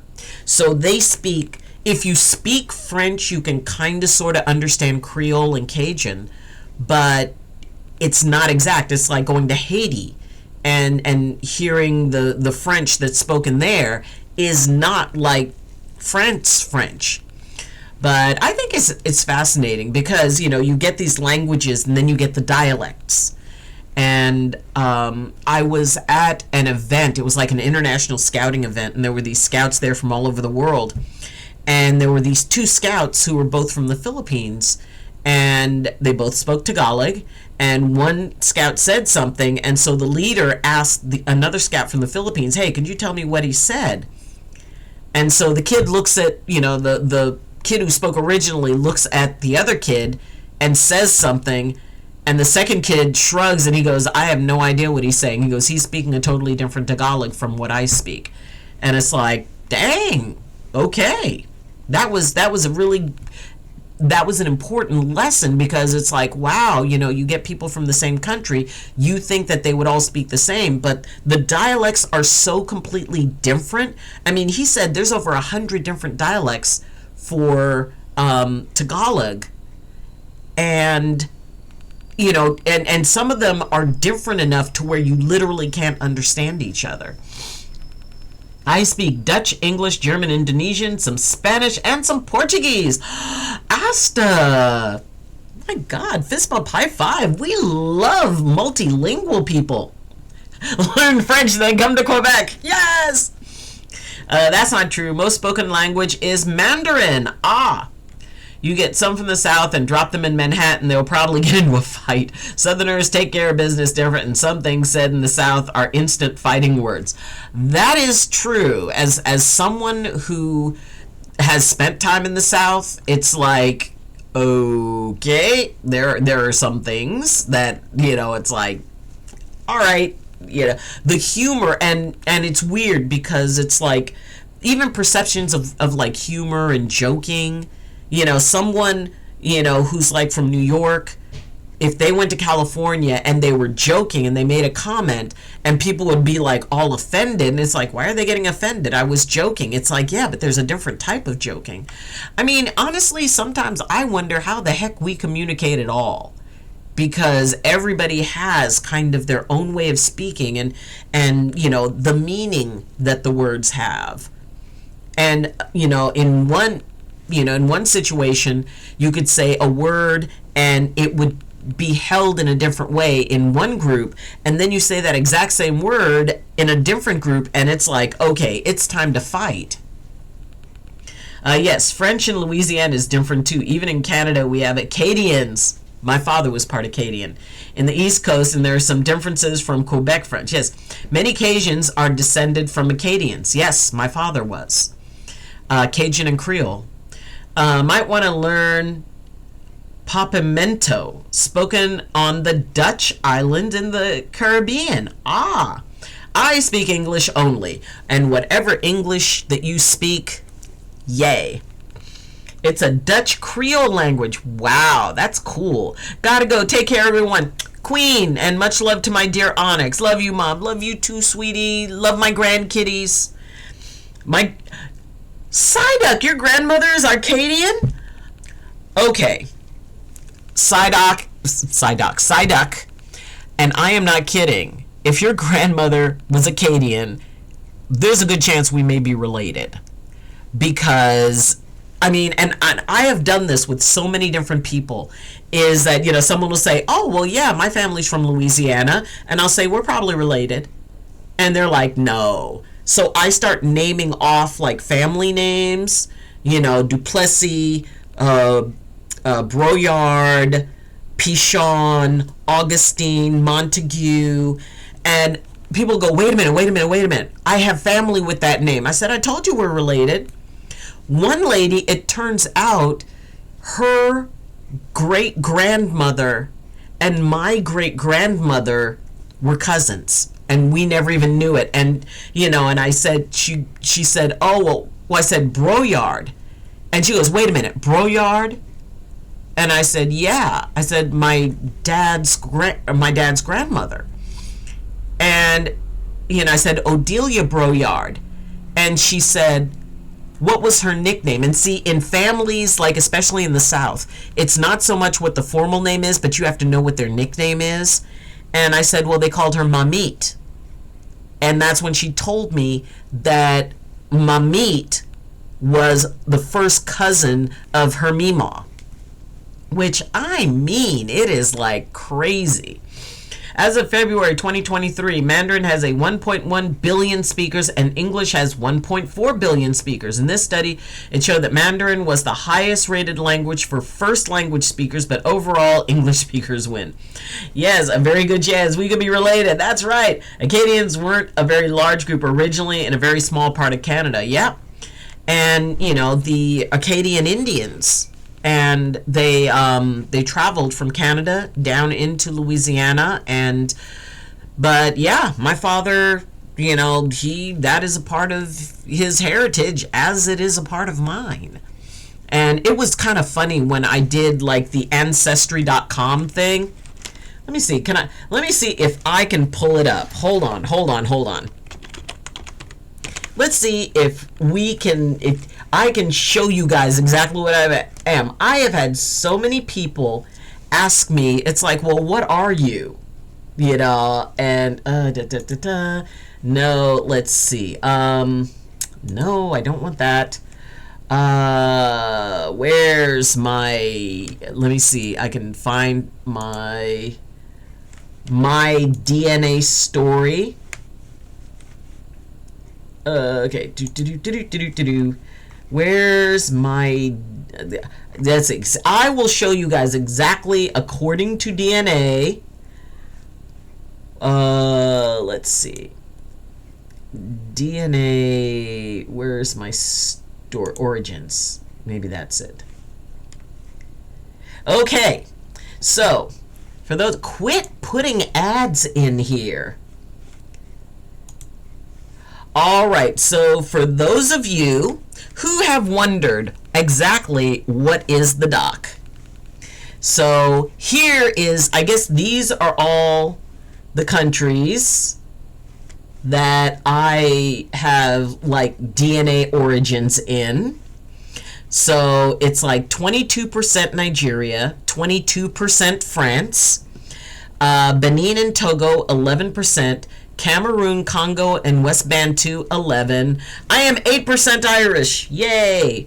7% Germanic Europe, 6% Ivory Coast and Ghana, 5% Senegal, 2% Mali, 2% Jewish, 2% Wales, 1% East Central Nigeria, and 1% Northern Africa.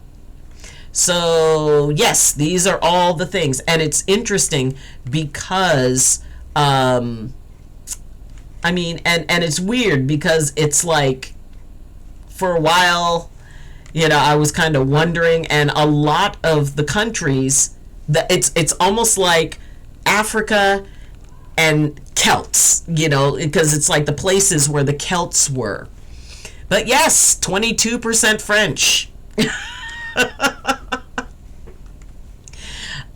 Germanic Europe, that can be Dutch because it's one of the many Germanic languages, probably. Let's see. So, and there's the Netherlands. Netherlands, fist bump, high five. See, there we go. That is my place. Primarily located in Germany, Netherlands, also found in Austria, Belgium, Czech Republic, France, Hungary, Luxembourg, Slovenia, and Switzerland. So yes, these all be that, and this is part of where my DNA comes from. So let's see. Let's do Northern Ireland, 8%.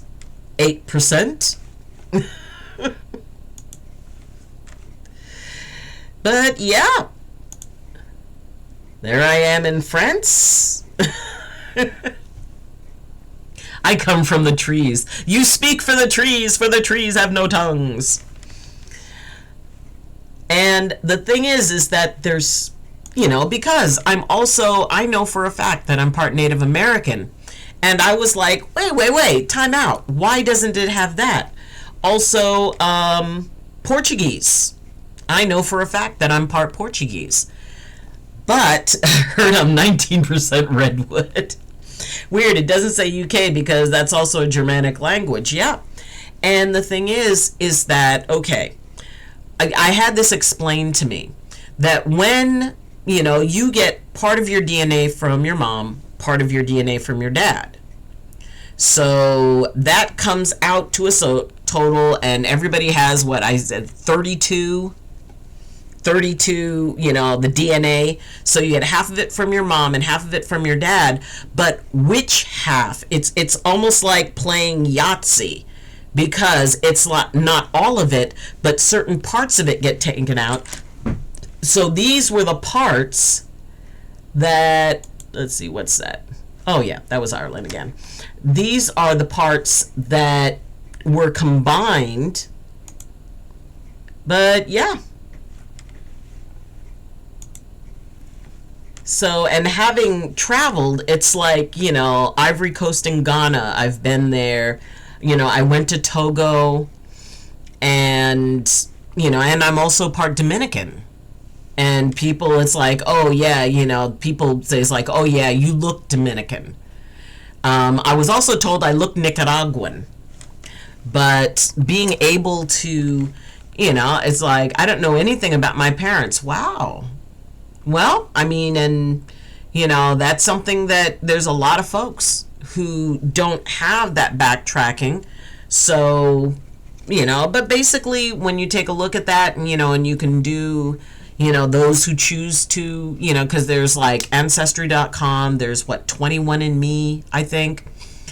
And I think in some ways it is good to be able to, kind of get a perspective.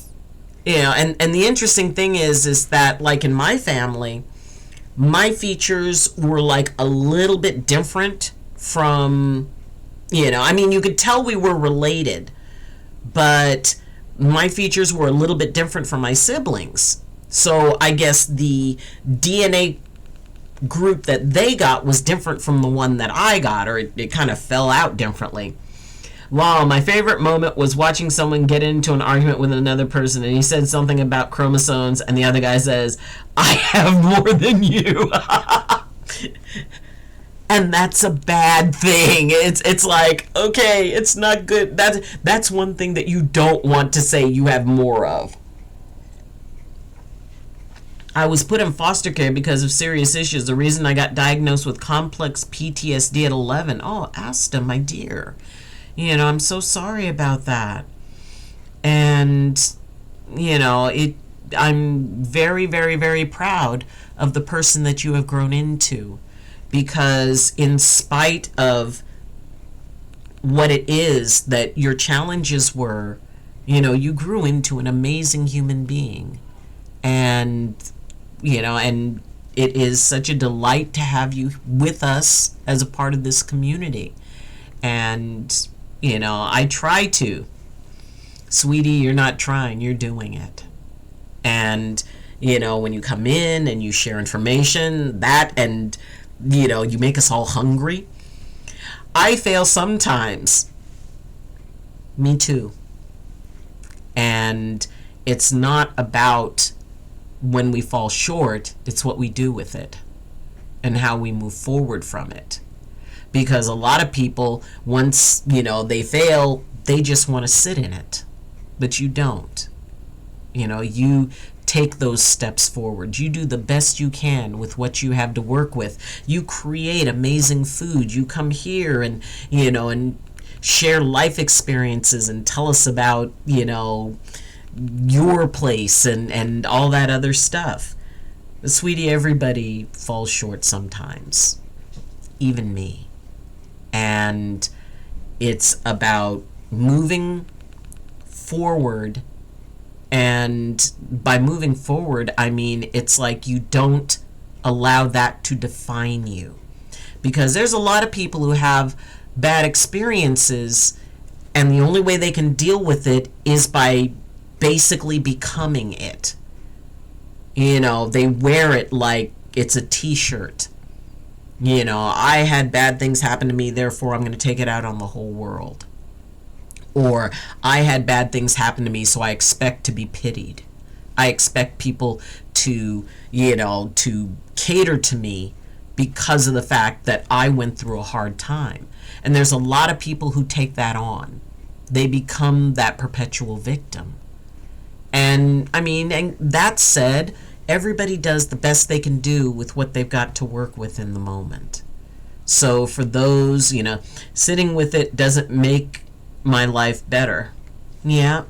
My disorders don't define who I am. They are my struggles with life. Yeah. And there are some people who allow it to define them. In fact, they insist that it defines them. And the fact that, you know, you take, you know, whatever, however hard you have to take, you know, to work to take those steps forward to move beyond what it is that have been your experiences and not to allow it to define you. And that's not an easy thing. It's a very challenging thing. And yet you do it. I mean, do we all hit the mark every day? No. But you show up the next day. And that's the important thing. The worst is when people saying things like, I don't want student loans forgiven because I had to pay mine all back. They don't want good things for other people because they struggle, so everyone else should. You know what? I mean, and that is a thing. And I'm really glad you brought that up, because it has to do with that, well, if I don't have it good, then they shouldn't. It's that thing where people resent people who have money. And it's like, you know, it's like, okay, you want to be someone with money, but until you get the money, you want to talk bad about people, you know. And I knew somebody who had, you know, because I lived in this town and there were foothills.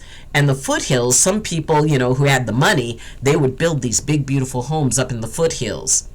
And this person was thoroughly convinced that the only reason they did that was to look down on him. He goes, oh, well, they just built that house there so they could look down on me. And I'm like, well, if I ever got a chance to get a house up there, I'd take it. I'd love to live in the foothills. Well, I ended up living on a mountain, which, yay. But the idea that it's like, well, I had to pay mine back. It's like, you know what? I would be happy to have other people, you know, to have that burden taken from them, especially if, you know, was something that I knew how hard it could be. It's like, you know what? Let somebody have it easy. You know, I would totally support that. Lol, glad the Netherlands has a system. If you get your degree within 10 years, you don't have to pay back your student loans. That would be awesome. I would love that. That is, you know, fist bump high five for the Netherlands. That's very cool. And, you know, but it's like, you know, people who win the lottery. In many cases, I don't know what the statistics on that. Okay, hold on. I need to Google this. Okay. How many big lottery winners end up poor? Oh my gosh. Okay. The National Endowment for Financial Education says that lottery winners are more likely to declare bankruptcy within 3 to 5 years than the average American. Nearly 1/3 of lottery winners eventually declare bankruptcy. Wow. That is, I mean, when 1/3 of the people, and I mean like these big lotteries, 1/3 of the people who win that end up declaring bankruptcy within 3 to 5 years. That is crazy sauce. I mean, it really is crazy that, people can get like these absolutely big, huge, but the thing is, they get all that money. All of a sudden, everybody wants it from them. There was a documentary that I watched. I like watching documentaries, especially of like things going on in other countries. And there was a documentary about a woman in the UK who had won a huge lottery, and she said she was happy for about an hour. And after that, she said it was just miserable.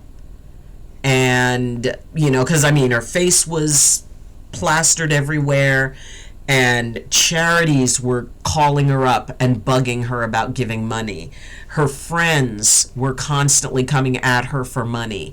And if she said, it's like, well, as soon as she showed any hesitation, it's like, oh, so now you have all this money and you don't want to share it. It's like, oh my gosh. So people were giving money because they felt obligated to it. It's like, well, hey, you've got all this money, you can give some to me. Well, after, you play that with about 100 or so people, suddenly it's gone. And, it's just wild. Canada got rid of interest on student loans, so it's better than nothing, I guess. Well, I'd say that's a big step up. My partner just paid off his student loans after 13 or 14 years. Yep. And Asta's off to bed. Good night, Asta. You have a wonderful, amazing sleep. Take care. And, may your dreams be gentle and peaceful and wonderful. And may you wake up just in peace and ready to take on a new day. And you're going to make something with caramelized onion sauce. Dream of a new recipe for caramelized onion sauce. It really is something where, that kind of comparison thing. It's like, well, if you had a bad time, I want to, or if I had a bad time, you need to have a bad time. It's like, well, shouldn't the goal be, if I had a bad time with something, I want to see others not have to struggle as much as I did. It's sort of like, it was like a poem about a guy who built a bridge. Let's see, hold on. Let me see if I can find it. I build it for them. And not if you build it, they will come. No. It was like a poem about, let's see. Man builds bridge for those who follow. I mean, it's weird because when you're trying to Google something, I find it very interesting that it's like, okay, so this is called the bridge builder, and we're gonna put this on display. Okay. An old man going a lone highway came at the evening cold and gray to a chasm vast and deep and wide, through which was flowing a sullen tide. The old man crossed in the twilight dim. The sullen stream had no fear for him, but he turned when safe on the other side and built a bridge to span the tide. Old man, said a fellow pilgrim near, you are wasting your strength with building here. Your journey will end with the ending day. You never again will pass this way. You've crossed the chasm deep and wide. Why build this bridge at evening tide?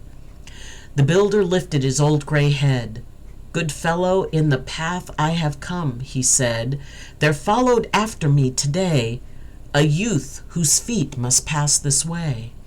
This chasm that has been a naught for me, to that fair-haired youth may a pitfall be. He too must cross in the twilight dim. Good friend, I am building this bridge for him. And actually, I'm going to copy this and we're going to put it into the Discord under inspiring thoughts. Because, and it is that thing that when we talk about, where is it? Inspiring thoughts. Okay. We are putting that in because I think that that is an important thing for people to remember. That sometimes, when we overcome something, when we move forward, when we break a boundary, and it's not so much of what we do for ourselves. And in the Native American tradition, you do anything you do, you consider the impact it has for the next 7 generations. And, and there are people, it's like, you know what? Screw the environment. I'm not going to live long enough to see it, be destroyed. Which, okay, that's one way to look at it. But the idea of what we leave to the generations that follow, who will be judging us. So that idea that, we can make an impact. We can consider, how our actions affect others, how our actions affect the future. Because all of our actions will affect, even the smallest thing you do is going to have a ripple effect, that butterfly effect. That even the smallest thing sets something into motion, and we have no idea how big of a thing that's going to be later. Thanks for sharing this, Doc. Oh, you're welcome, my dear. And thank you for bringing up something that is an important topic.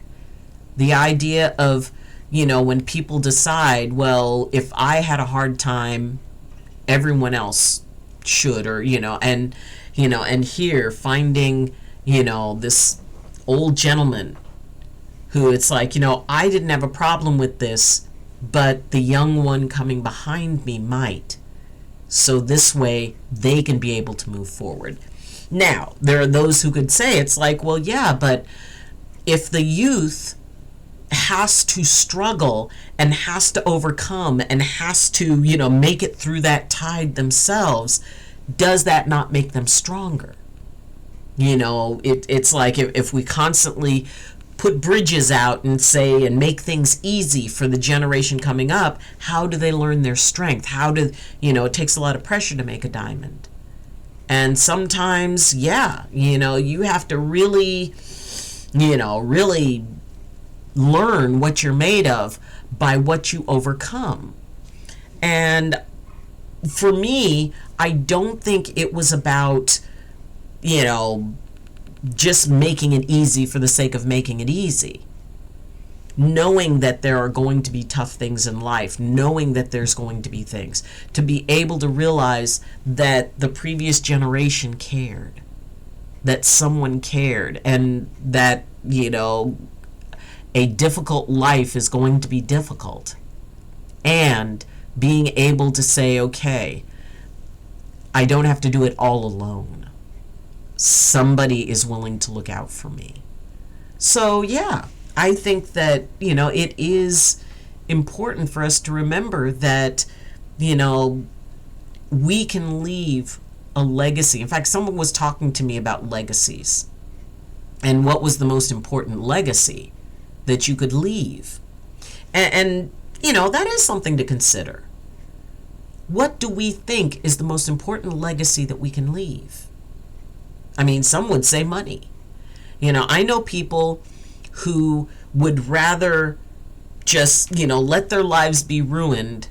In fact, one of my patients, she was so determined to leave her house to her son, and she needed to go into a care facility. And so her son said, hey, if you sell the house, you'll be able to pay for that. But she said, no, I want to leave him the house. I want to leave my son the house. And he didn't want it. He said, look, if I end up with this house, I'm going to have to pay for a lot of repair work. I'm going to have to live in the area. And quite honestly, he said that if it were his, he'd sell it.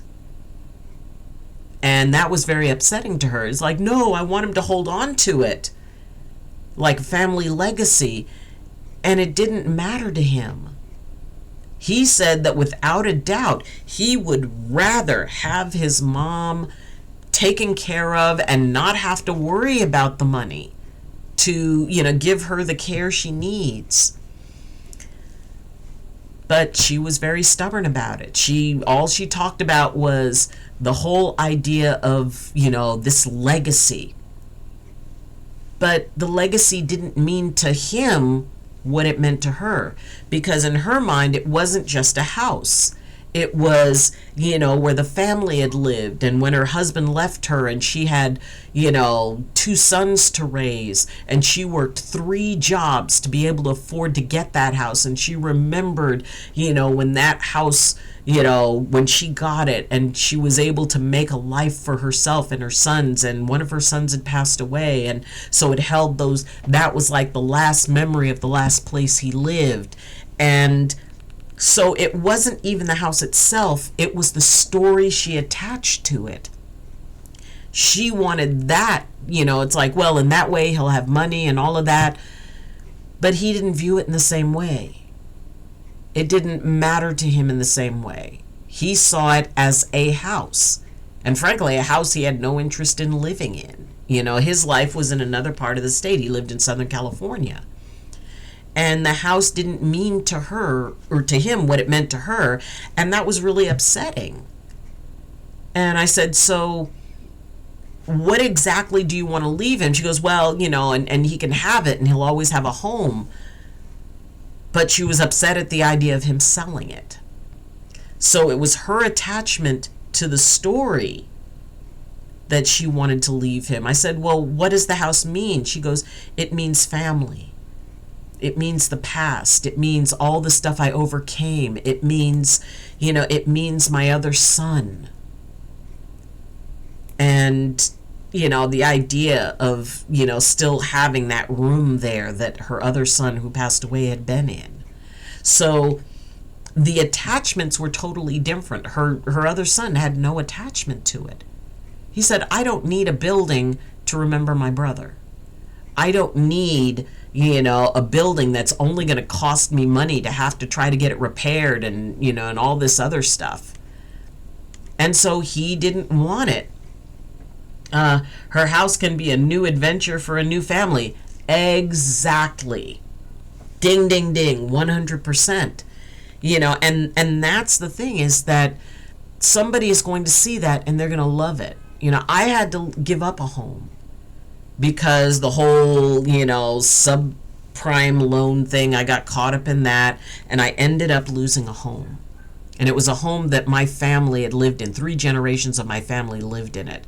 And after my divorce, my husband, he was very nice. He said, because technically he could have gone after half of the value. He said he would sign off any rights to it.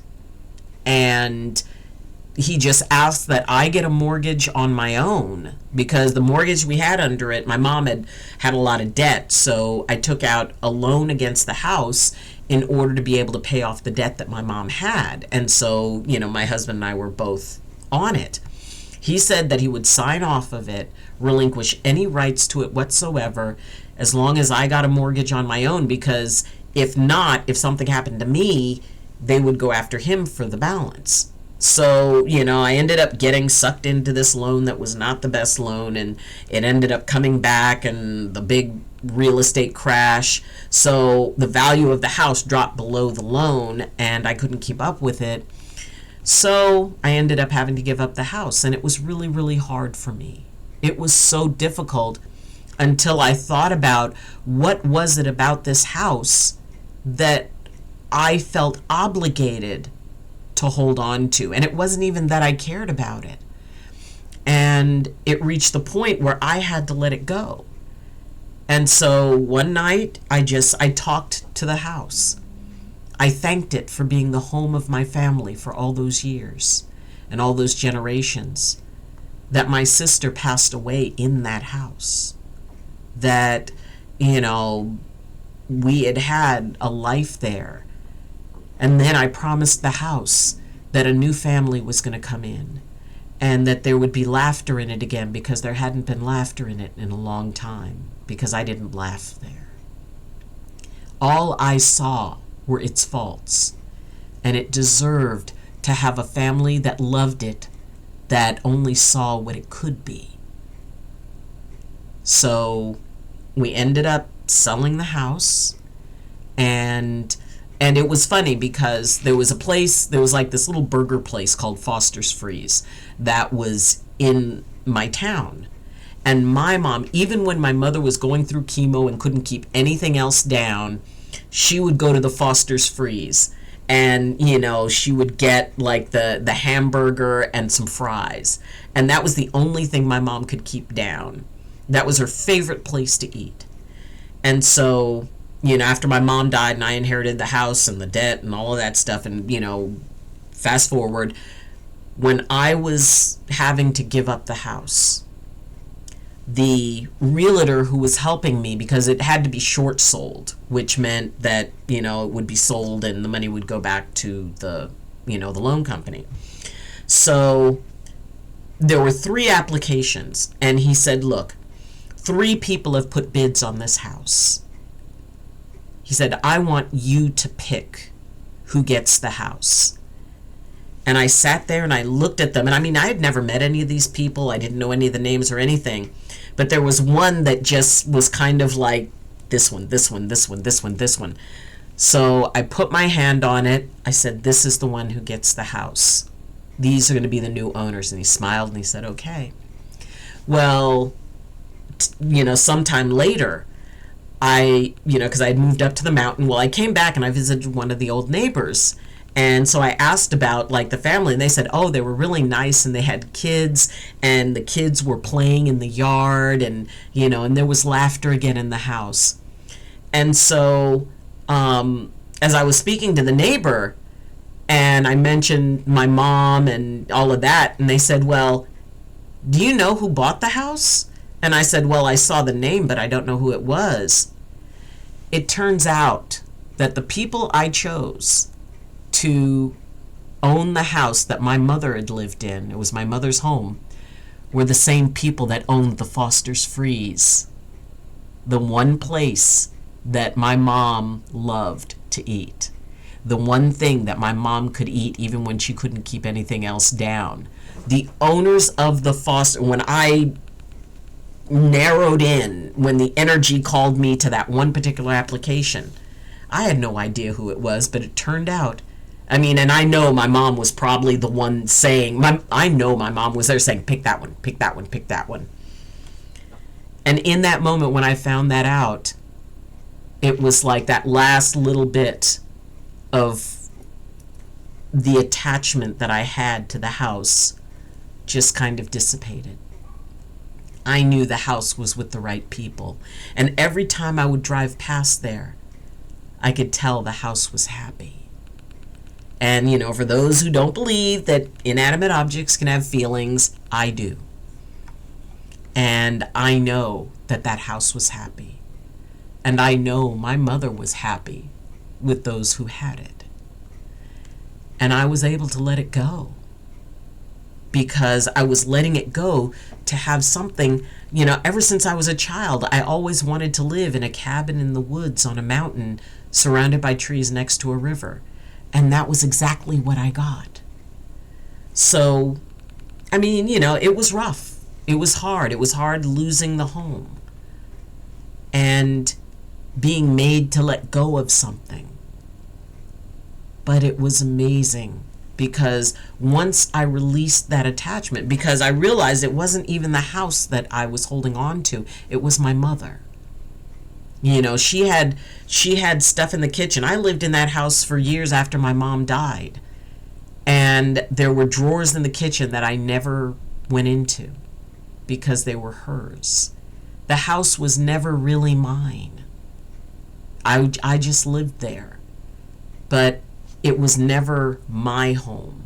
It was always my mother's. And so when I had a chance to go to a brand new place, a little cabin in the woods, the first time, I was 50 when that happened, and it was the first time I had ever lived alone. It was the first time it was my place. And I loved it. And I grew from it. So, sometimes, at least that's what I think about when I sell my house. Yeah. It is the beginning of a journey with new people. And as I was standing with the neighbor, I heard laughter coming from the house. And I remember when we were little how we used to laugh. And it reminded me of that. Kids playing in the front yard the way we used to play. And, sometimes we do have to let go of things in our lives in order to be able to move forward. Maybe it's a house, maybe it's a relationship, maybe it's a job, whatever, that thing in our life that, we get so kind of comfortable and set into. Sometimes we have to outgrow things. We have to be able to, do something different, try something different. I came across the freaking country and learning to drive a bus. So being able to find those things that, that we need to move forward. It's scary. I will tell you, it is scary. Got out of the gym. Woo! Gym! Good for you, Loki. Fist bump, high five. Workout, you get that good workout and then it's like you're tired, but it's such a good tired. A lot of people's like, no, tired is bad. There's no such thing as good tired. I disagree. Because I think, hit core today! Very good. Awesome sauce.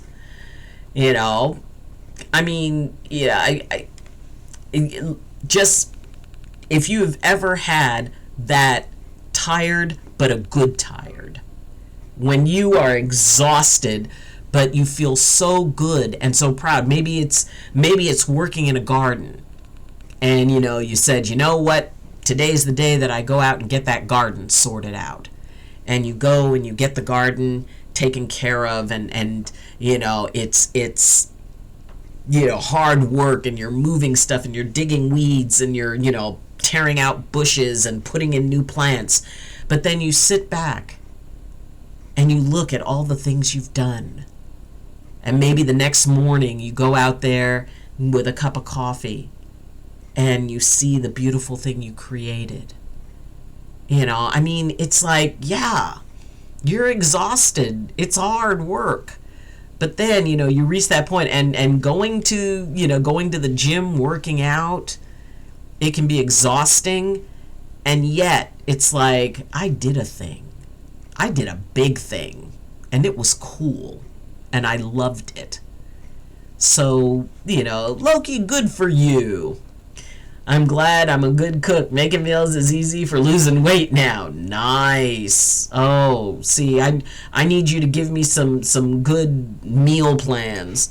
It's really hard. I think that in some ways, like, because people talk about it, it's like, oh, well, you just cook healthy and, and all that stuff. I don't know how.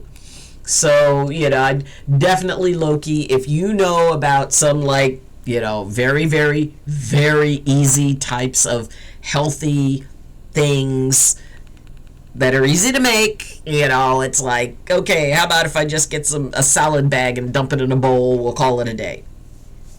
So, if you have any suggestions for me, Loki, I will take them. I will be very happy to hear about that because I'm someone who I enjoy eating because it's an experience. It's a sensory experience. It's like the people who live to eat as opposed to people who eat to live. And for some people, food isn't that big a deal. My husband, it wasn't really that big a deal to him, but for me, it was like, oh my gosh. Made a creamy buffalo chicken.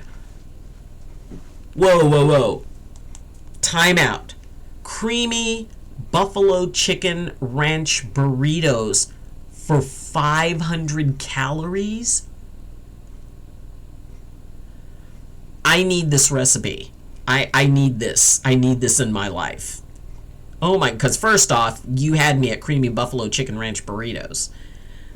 But 500 calories? See, and that's like a cooking thing. That's like, oh my gosh, and I get overwhelmed easily in the kitchen because it's like don't ask me to blend spices. I have no idea what spice goes with what, and I just end up putting lots on it. So, but oh my God, that sounds amazing. Oh, if you have a recipe for that, please share. As long as it's easy, as long as it doesn't require me to use tools that I don't know what they're, I mean, it's like there are tools that people say, it's like, oh, well, there is a this. I don't know what it looks like. I don't know what it does. I get very overwhelmed in the kitchen. So, ooh, I have an easy, amazing salad. It's only like 100 calories, depending. You chop up tomatoes, cucumbers into a bowl, add olive oil and salt and mix. Okay. This is something that I can do. Okay, so chop up tomatoes and cucumbers into a bowl, add some olive oil, salt, and mix. Okay, you know what? I'm taking a picture of that. Hold on. Where's my camera? Camera. Okay, I'm taking a picture of this. Alrighty. Bam. Okay, I've got a picture of it. And I love cucumbers and tomatoes. I am going shopping tomorrow. I am definitely going shopping tomorrow. I mean, I could eat that all day, air day. And just like with a little bit of olive oil, a little bit of salt. I might throw in like a little bit of pepper. Ooh. Oh my gosh, I've got to find me some sesame chili oil. I love sesame. I will put sesame chili oil on almost anything, and it tastes amazing. But ooh, like maybe just a couple of drops of sesame chili oil on that. But see, something like that, okay, I can get on board with something like that. Because, and like I said, I would probably eat that 3 times a day. Because I do so love it. It's like, ooh, something else. It's like marinated artichoke hearts. For some, marinated artichoke hearts and, what is it? Bamboo shoots, I think. Is it like, you get them in the jar and they're like marinated bamboo hearts or something like that. Oh, I love that too. That is so good. I mean, and there's lots of things, and I really should be getting more of that stuff, because otherwise I'm going down and I'm getting like, a meatball parmesan.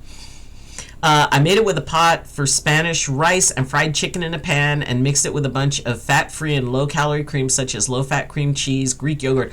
I love Greek yogurt! Low-fat buffalo sauce, low-fat cheddar with a dash of soy sauce. Smog the Mighty! Oh, Smog the Mighty and chiefest of calamities. Hello.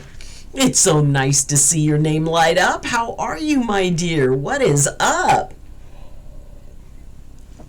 As we eventually do, we're talking about food. But, that salad, I am so getting that stuff tomorrow. I am going to get that tomorrow because I could see doing that. And I need to pick up some Greek yogurt. I think that would be really good. But, for me, like I said, cooking is not something that is comfortable for me. It's not, I spent years doing the mom cooking. It's like I was a stay-at-home mom for a while. For a very long time, I was a stay-at-home mom. So that meant, I cooked. And my kids said what I cooked was very good. But I was never passionate about cooking. It was like something I had to do. I'm a naturally good cook. I made a perfect steak. Oh my God, I haven't had a steak in a dog's age. Oh, wow. I've been better. Oh, Smog. A lot has happened, so I haven't been able to drop by. Ooh, my roommate is going to make shepherd's pie. I love shepherd's pie. Shepherd's pie and cottage pie. Those are amazing. Oh my God. And then you get the mashed potatoes and okay. When you are able to bake it, and I actually would bake some, I that was one of the things I actually could make fairly decent. And you get that perfect amount of brown on top of the mashed potatoes to the point where it's just like that little tiny itty bitty bit of crunch as you're going through that first layer of it. Oh my gosh, shepherd's pie is the best. It is so good.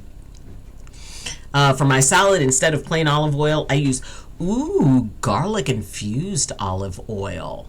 I like that. Oh, well, if you are ever in North Carolina, I will be. We will make you some. You're always welcome in my home. Smog the Mighty, I will let you know, because it's like, I'm really hoping. Perfect time for an ad. And ad.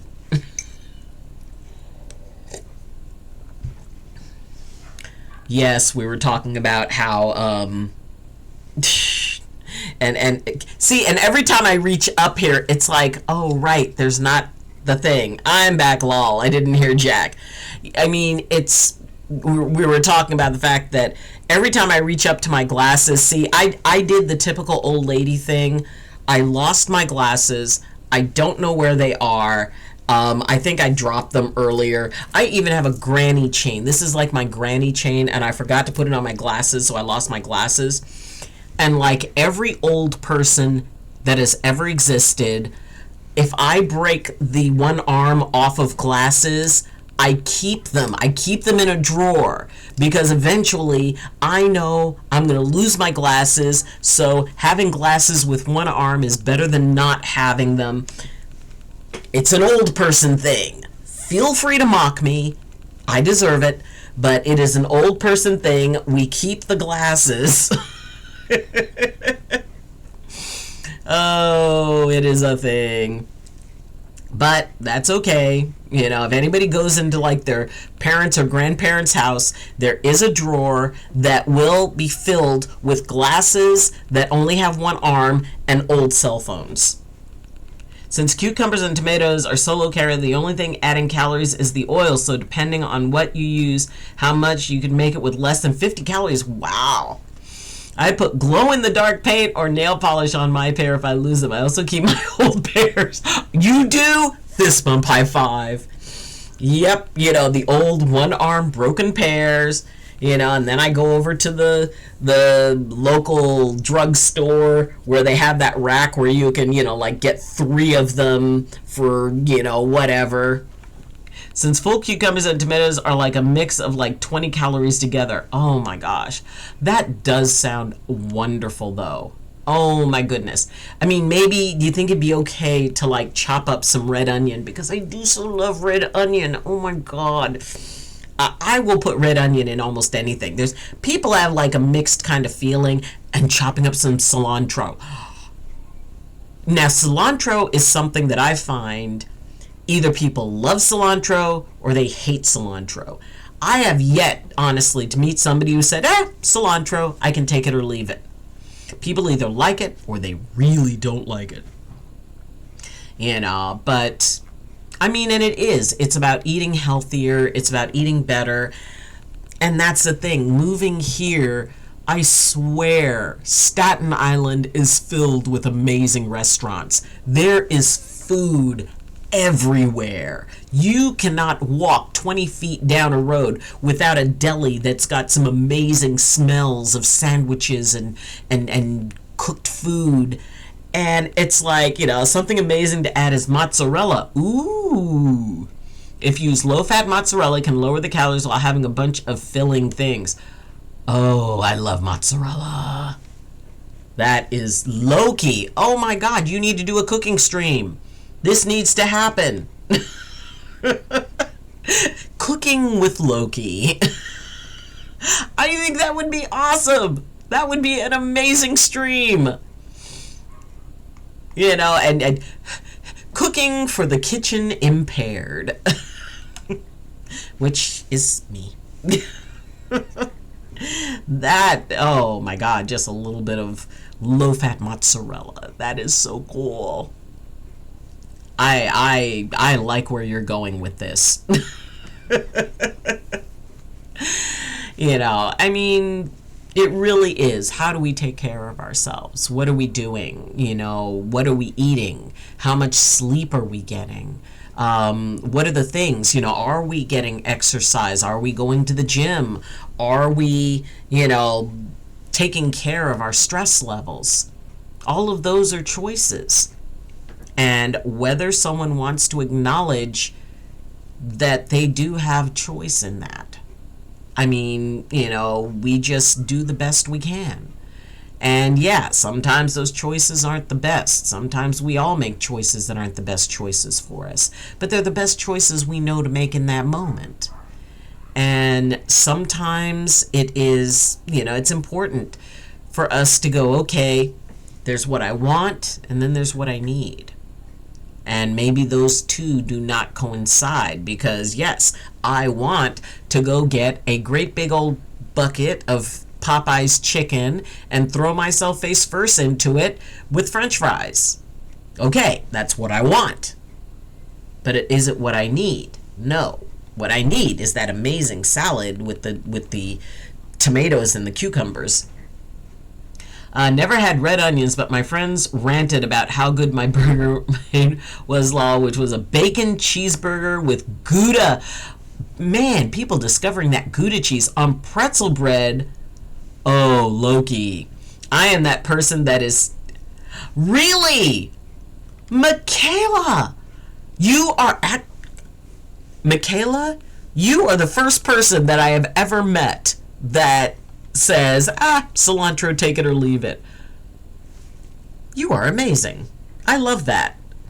I want a turkey sub. Oh my God, a turkey sub would be amazing. The sauce, for anyone curious, is mustard, mayo, and chicken dip sauce. Ooh. Mustard, mayo, and chicken dip. I'm telling you, Loki, we need more, we need pictures, we need, recipes. We need a stream. We need a stream where you are demonstrating all of these amazing things and we can go, I would watch that. I would seriously watch that. It's like, I have photos. We want to see photos. Where's the photos? Fun with food. I expected to be filled with photos of food. Oh my gosh. Yeah, and the cucumber recipe. But, it's like simple stuff like that I wouldn't even think about. It's like, now probably I would add like the bamboo, what is it? Oh no, palm. Is it palm? Marinated, I think it's like palm cores or something like that. Hold on. Marinated palm. Heart of palm, that's it. That is it, heart of palm. That is what I would throw into that salad. And maybe some avocado. Avocado is good, but avocado is very high in calorie. Well, it's got a high fat content, but avocados are very good for you. Oh my God, heart of palm. That's what I was trying to remember. Marinated heart of palm. I love that. I will sit and just eat that all by itself. But Loki, you have inspired me. I am going to be going to a grocery store at some time tomorrow, and well, maybe if not tomorrow, then on Wednesday. I am going to be doing that I am going to be picking up some cucumber, some tomatoes, some heart of palm. I have to bring that. I'll probably chop up some red onion in it, just because I do so love red onion. And cilantro. Michaela, you have no idea how much it tickles me that he's like, hey, I can take or leave cilantro. Because you are quite literally the only person who I have ever heard that from. I have had people say it's like, oh my god, cilantro sucks, or oh my god, cilantro is the best. You walk between worlds, Michaela. But yes, I want photos. I definitely want photos of this. Because that is like, you know, mind-boggling to me how good that sounds. Boom, photos there. We be looking at the photos. Fun with food. Oh, wow. Ooh. There is like something else too. Oh, red dwarf. Oh my god, a red dwarf thing. Okay, so we need to do this.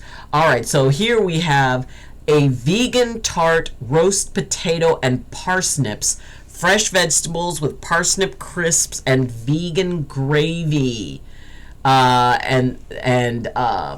This is from Red Queen 92. Made this yesterday for a customer. Oh my god, does that not look delicious? Oh, that looks really good. But let's look at this. Oh. Oh my goodness. Oh, that's the steak. Okay, that is a good looking steak. That is a very good looking steak. Oh my gosh. Oh, and there's the pretzel bread. Pretzel bun. Oh my gosh, that is some delicious looking stuff. That is, I like that. Oh my god. Oh, you grow cilantro. Ooh, fresh cilantro. By the way, you made the pasta? Okay, that takes it to a whole nother level. That is like, you know, that's like on those cooking shows when they talk about making pasta. I don't have any of the salad, but I can make some and post it. Well, just the next time you do. But oh my gosh, it is, you know, I mean, I'm sorry, the only phrase is food porn. It's like, show me the pasta again. But oh my gosh, fresh cilantro. Oh, that must be so delicious. The flour and eggs, that's all you need. Though deaf mess. Really? Just flour and eggs? Okay, now, when you do the steak, I have had a lot of people who talk about steaks and stuff. I mean, to me, salt. That's it. You know, you salt it and you cook it. To me, when you add like a whole lot of spice to a steak, it actually takes away from that like authentic, especially if you grill it, you know. But oh my god, that looks so delicious. That looks seriously delicious. Oh my goodness gracious, great balls of fire. But you know, I mean, Loki, thank you for getting me kind of thinking a little more healthy, and Michaela, thank you for having me think of cilantro, because I'm seriously getting some cilantro. But oh my god, and Smog, thank you for having me think about shepherd's pie. I hadn't thought about shepherd's pie in a long time, but like I said, oh my god, shepherd's pie is the best. You know, it's that perfect bake.